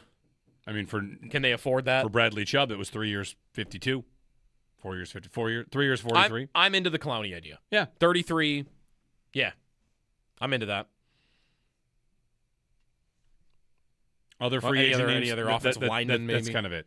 Should we look like down the board at receiver ideas that are going to give them a little bit of insurance on, so they don't feel like they have to take a draft pick? I mean, Mecole Hardman. Like who's their vet minimum guy going to be? Mecole Hardman. Sure. They will sign. How many do they bring to camp at receiver? Like 12? Will they bring a bunch? So who's going to be the guy, the Claypool? Who's going to be the KJ Hamler? Yeah. The guy we've heard of, the veteran, that they're going to bring in on a 1-year deal. Nobody will expect him to make the team. Tavon Austin. Remember they had Tavon Austin? But we know the name? We know the name, and all right, let's see if he can battle a job. Because Palmer, Shakir, Coleman, Hardman, Gosnell. That's 6. Like, there's room for 5 other receivers that can compete at training camp. It's funny, on this list of free agent receivers that you could fit this bill with, Gabe Davis, MVS, Brandon Cooks are all here. All right. It's going to be... What about Cooks? What about David Sills? No. Come on. I mean, he did play last year. David Sills. He's also the guy that they did a Beyond Blue and Gold that they loved. That they brought in after the draft. Years ago? Yes. After the draft, when they're getting their undrafted free agent guys, was how much they loved David Sills.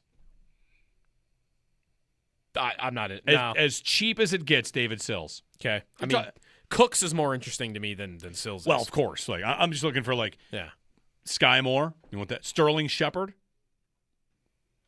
Sterling Shepard could be the answer there. It's slot, though. I mean, they're gonna want bodies.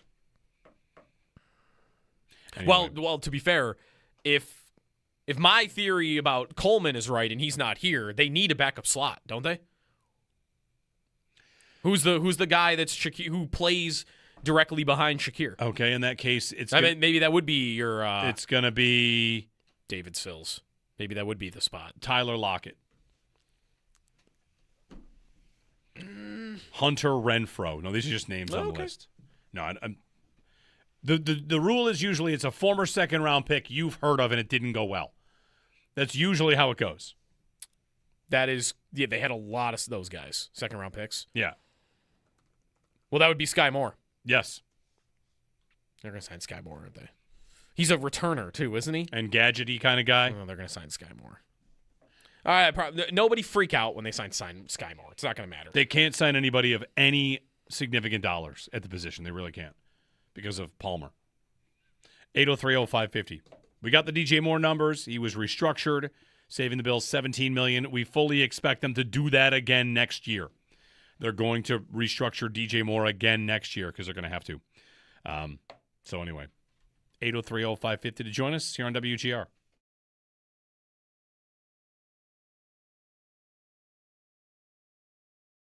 Part of that Stanley Cup contender conversation is, he even says, like, they're not really in the upper echelon. How many teams are allowed to be in the upper echelon?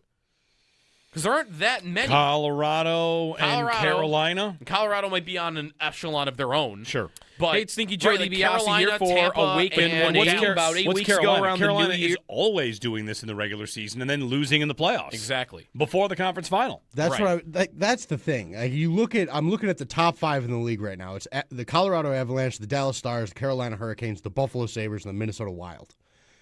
Right. Those are all legit. I get it. Colorado is incredible this year, and they got better at the deadline with Kadri.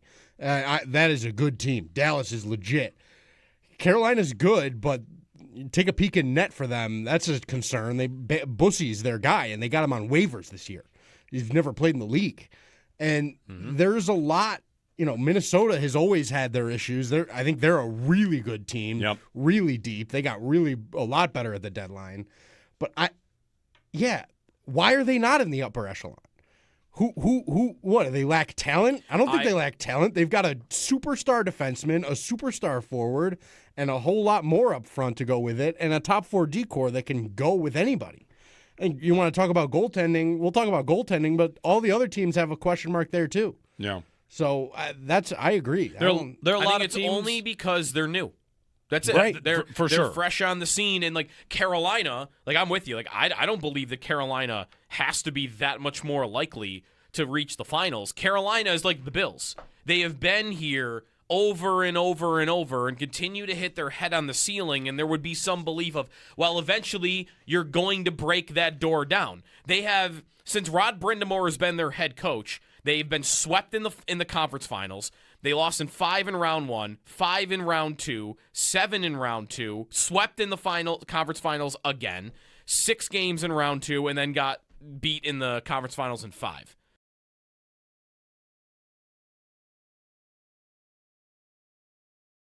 Well, in the piece from Lance Lysowski, Buffalo News, sat down, spoke with Brandon Beane. Raiders GM John Spytek said it would cost the Bills their first-round picks the next 2 years, and the price did not scare Beane off, and they agreed to continue talks. So I think if you follow the trail of breadcrumbs, they would have traded 2 firsts for Crosby. They would have done it. And Baltimore only got in ahead of them because Baltimore had the 14th pick, and the Bills have the 26th pick. Yeah. That might be it. Yeah. If the Bills, if they were going to beat out Baltimore, probably had to go 2 firsts and a third or something, or a player. But that is a lot. Yeah. Other suitors, most notably the Ravens, were higher, and the Bills would have to include a talented player or another second-round pick. Yeah. I mean, really the most disappointing thing of all that, because how upset should I be that they didn't trade 2 first-round picks for Max Crosby? Like, it was such an expensive price. I am not upset at all. Yeah. And if we're being honest, I am very happy that the team decided to spend the premium asset that they were willing to trade on a position that has killed them over the years, and that's receiver. And I know defensive end has as well, but, you've got an opportunity. This is why I think they're going to spend their first-round pick on a bendy, terror, like NASCAR package defensive end. They're going to just try and get somebody that can be bendy. They might spend their next 2 first-round picks on this position, and it wouldn't surprise anybody. They've chased it relentlessly. If they traded 2 firsts for Crosby, I'm sure we would have been excited, but, what am I doing over here if they had traded 2 firsts for Crosby? I'm blowing the receiver train horn saying, like, okay, you spent another insane amount on that position, and it's time to make smarter decisions. So they land on not getting Crosby. They did not balk at 2 firsts. Yeah, but and they did not do it because they weren't going to back out of a deal.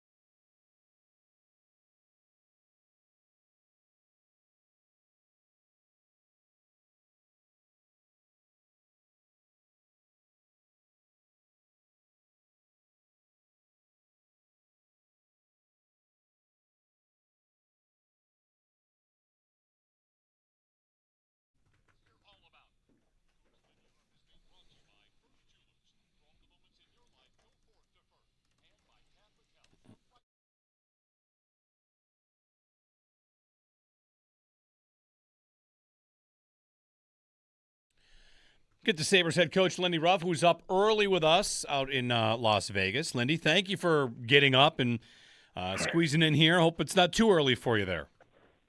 No, this is basically the morning routine, whether I'm at home or whether I'm on the road. And I told Nicole that I couldn't sleep last night. I couldn't wait to get up to talk to you guys. Well, in terms of once I always feel like, Lindy, like doing morning radio, once you become an early riser, you never go back. Like if you got a routine to get up, you're just going to get up. That's right. Yeah. And I'm up earlier than this at home, and so you get on the road, and even with the time change, you're up a lot earlier. Yeah, probably not too hard to get up when it's also not -8 real feel, which is what we got here right now. Yeah. It's somewhere around the 85 here today, or then the next few days we're on our trip are 85 or in crazy weather. Great. Thanks for that. Lindy, I wanted to open and ask you about, like, you've been coaching for a long time, and no doubt Sabres fans are having an unbelievable amount of fun with this season. We didn't talk to you last week too, so like a lot has happened since the break, and I just wondered like where you would put how this season is going for you. And whether it's how much fun you're having or the energy you have based on how it's ultimately gone. Like it almost feels like it's been like a magical season, even though there's still a lot left. Yeah, there's been. I mean, it's one of those ones where you really don't want to talk about it, or it's knock on wood because you don't want it to something to happen. But yeah, it's when you get on a roll like this, it's a lot of fun. The atmosphere and the energy the players have every day is incredible. And I think we went through a lot of adversity last year, which I talked about, and I think we learned from that. But that was a hard year, and then starting the year off with the injuries and some of the losses, we had those 3 overtime losses in a row that we played really well in, and now to go on this run where you start winning and you think, okay, we just got to win one more, and our mantra has been, we say it almost every night, we got to win one more. Leaving on this trip, it's the same. Walking in the dressing room every day, you just see the guys, the energy they've got, the attitude, the belief that they can win every night, and it's great to see them getting rewarded for how hard they've been working.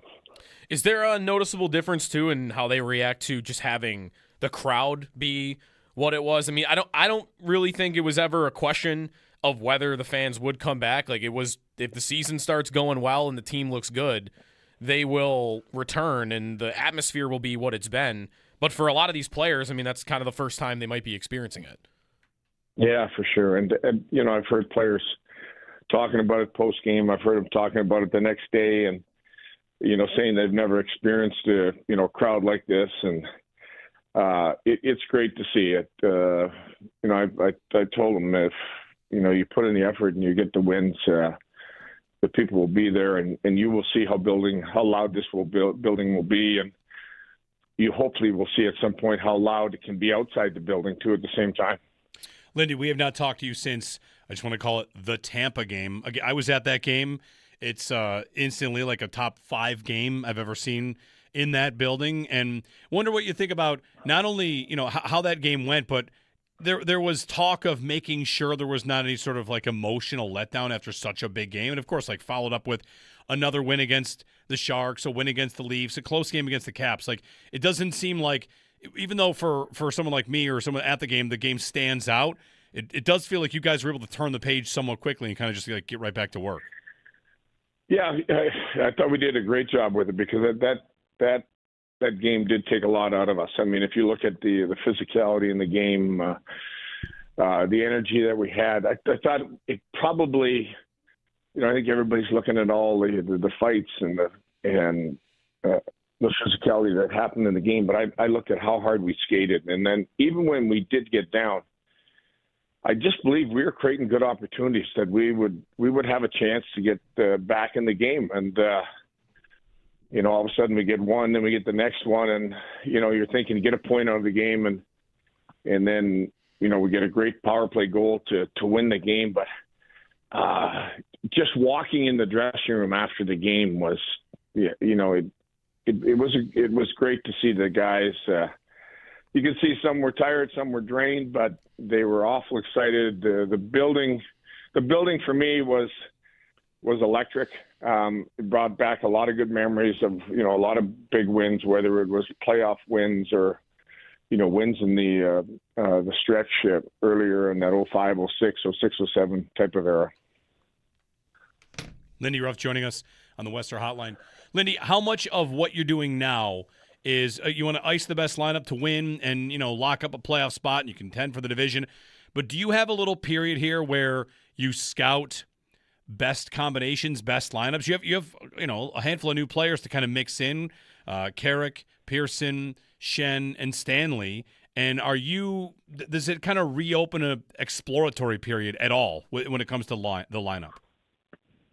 Really, from myself and our staff, when we talk about putting the lineup right now, the only thing we talk about is winning the next game.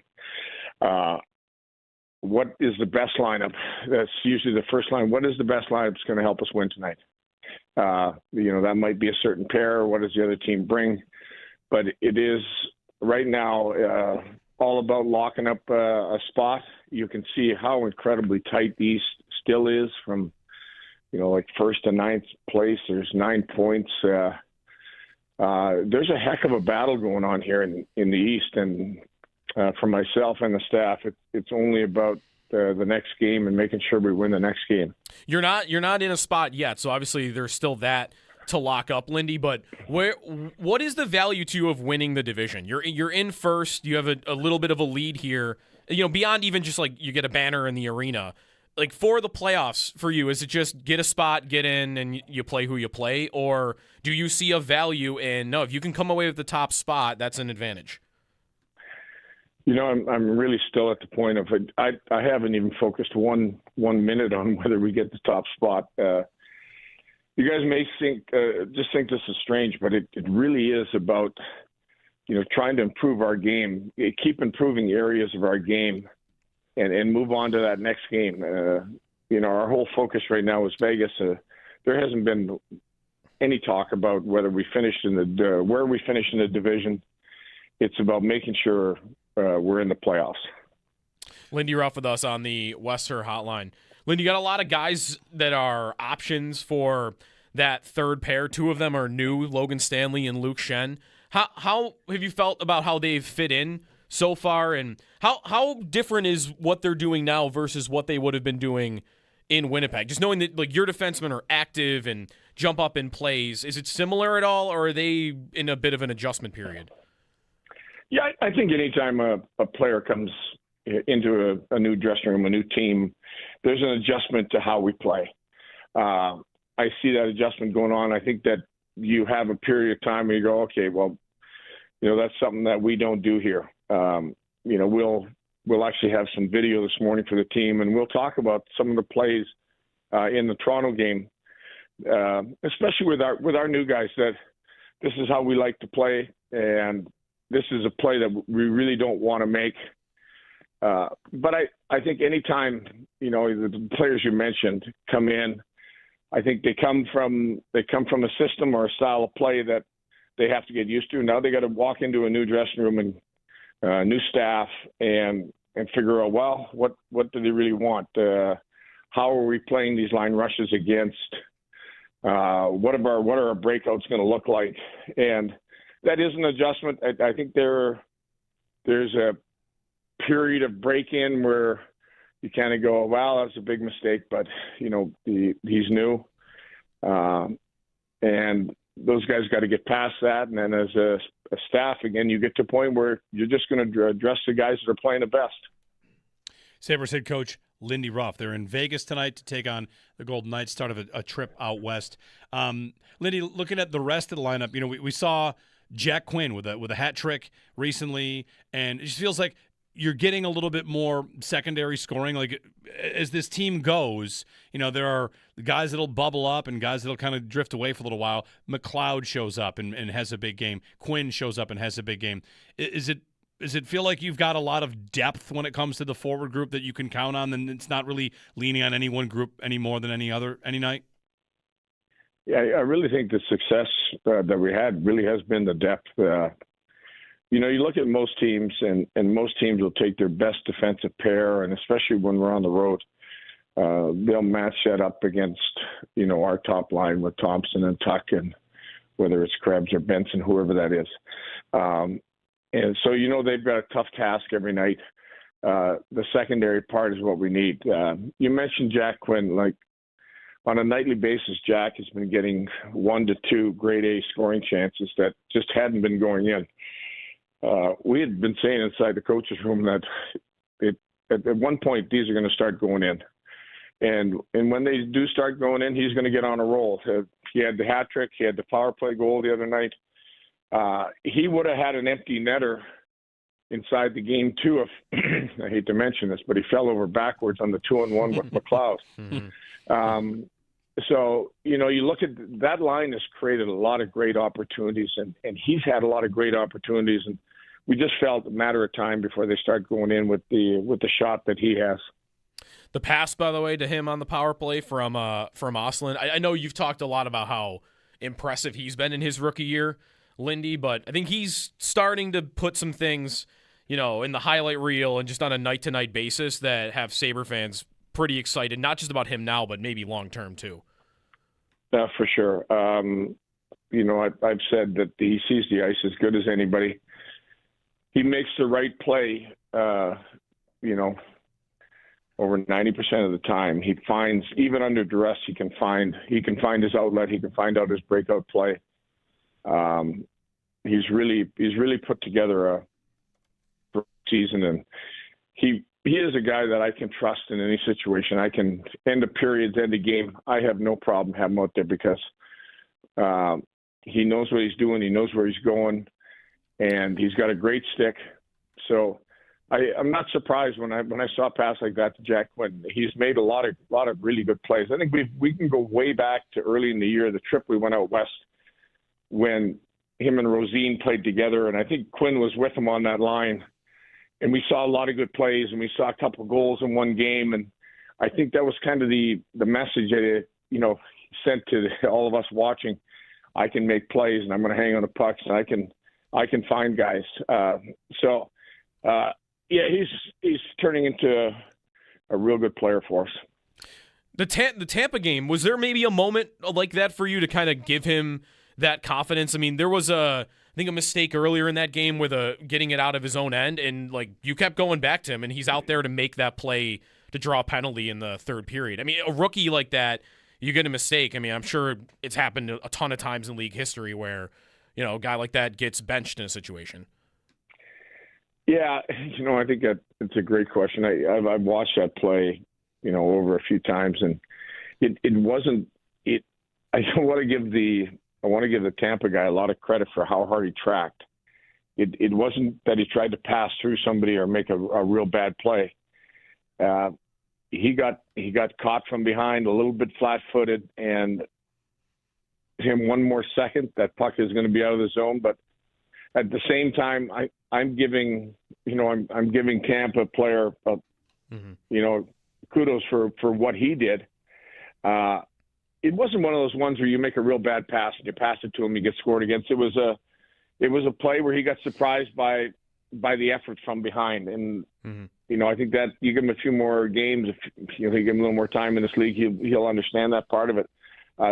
I wouldn't put that in the big mistake category, and I didn't even hesitate to think that this kid's going back on the ice because he had played so well, and how he drew the penalty, just taking it to the front of the net the way he did. Was a big moment in the game for us, too.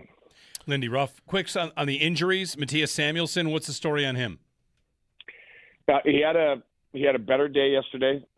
We are going to skate as a team this morning with a long flight yesterday, so we'll see where he's at. I'm hopeful that he will be a player for tonight. Pearson skated, would be available. I think that's it on our injury front. Is Timmins on the trip, or is he getting closer? Yeah, Timmins is on the trip. He will be a guy by the end of this trip that may be a consideration to be back in the lineup too. So we've got a lot of bodies there at practice. And then in goal, everything is good, right? You've got the two goalies. Good.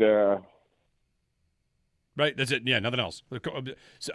Wasn't sure if So like Ellis is back healthy. Yeah. We can use him as our backup guy, so we're getting extra rest for the two guys that have been starting. Is there any thought to, if he's the backup, when he ever sees the ice, when he gets in, maybe he goes in at one point, but getting him a start at all anywhere along the way?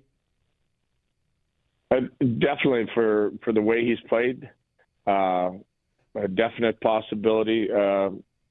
I'll be frank that we really like all three of our goalies. All three goalies have been good for us. They've been a huge part of the reason that we're at where we're at. So really no hesitation if we needed him that he would start a game. All right. Sabres head coach Lindy Ruff. Sabres against the Golden Knights tonight to start the road trip. Lindy, thanks for the time and best of luck. Thanks, gentlemen. All right. The injury report brought to you by Hamburg Overhead Door. Is your garage door injured? Call the experts at Hamburg Overhead Door to get your door healthy again. One thing that is maybe a very obvious suggestion, like, hey, what happened? Why did the Sabres all of a sudden turn it around as they stopped being hurt? Mm-hmm. They were really banged up early in the year. Yep. And then they stopped doing that. And now they don't have very many injuries really at all.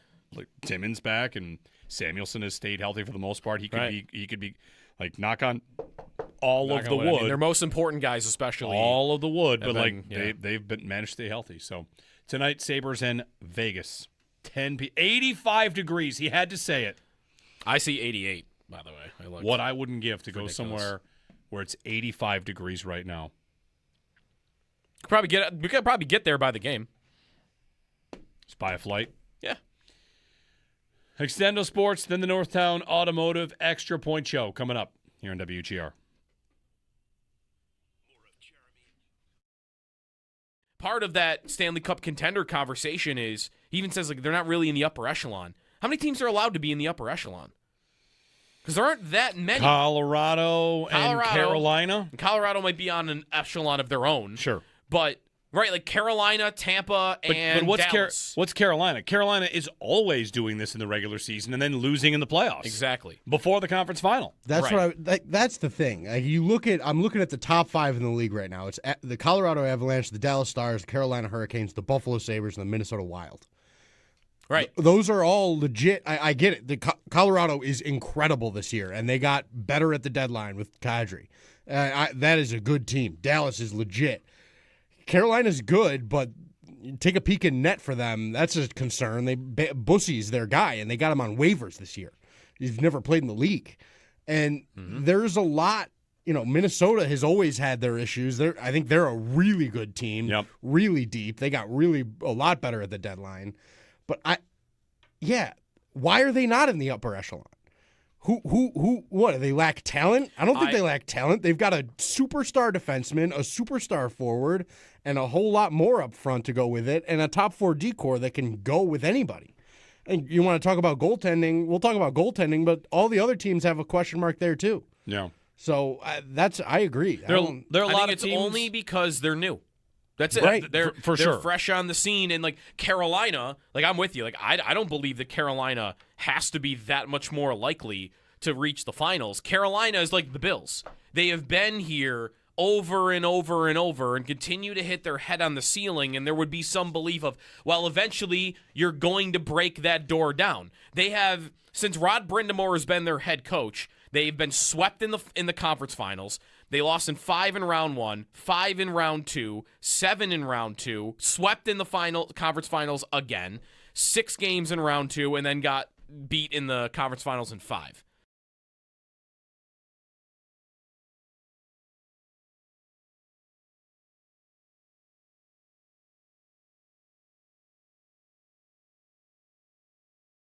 Well, in the piece from Lance Lysowski, Buffalo News, sat down, spoke with Brandon Bean.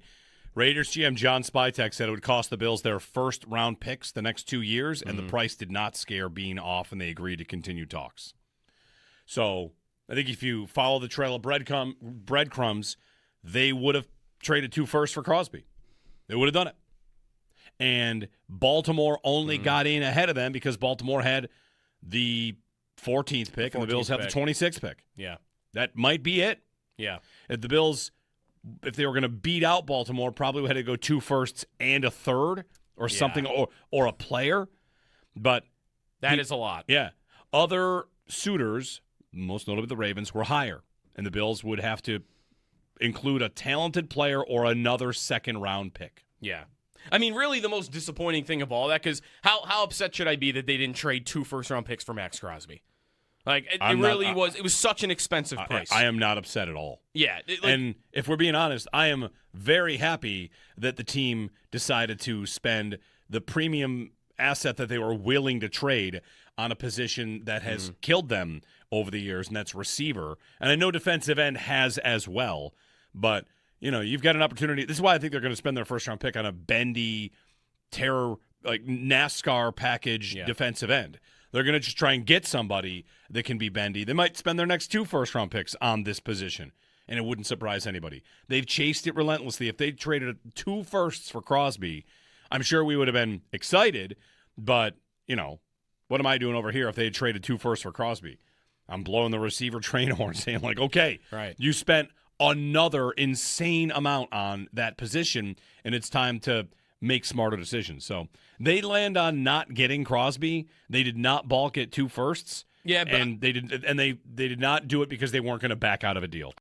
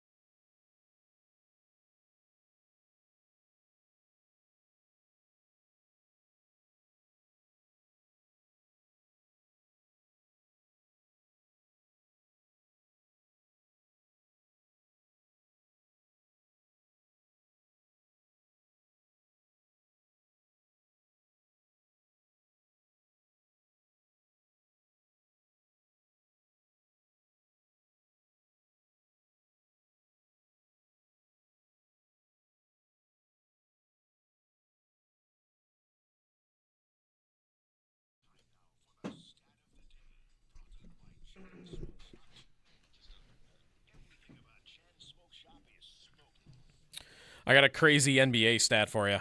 Ready. 10 years into his career, after missing last night's game, Joel Embiid has now missed the exact amount of games that he's played. He's played 485 games. He's missed 485 games in 10 years. Right on the dot. All right. The NHL's announced the World Cup of Hockey. The sites? Yes. Where? That's going to be 2028. The World Cup of Hockey sites, it's Prague and Calgary and Edmonton. 8-team best on best. Calgary, Edmonton, Prague are the 3 host cities. Okay. They had 28 cities, 18 in North America, 10 international. So that's the best on best in 2028. Back tomorrow. Go Sabres tonight against Vegas.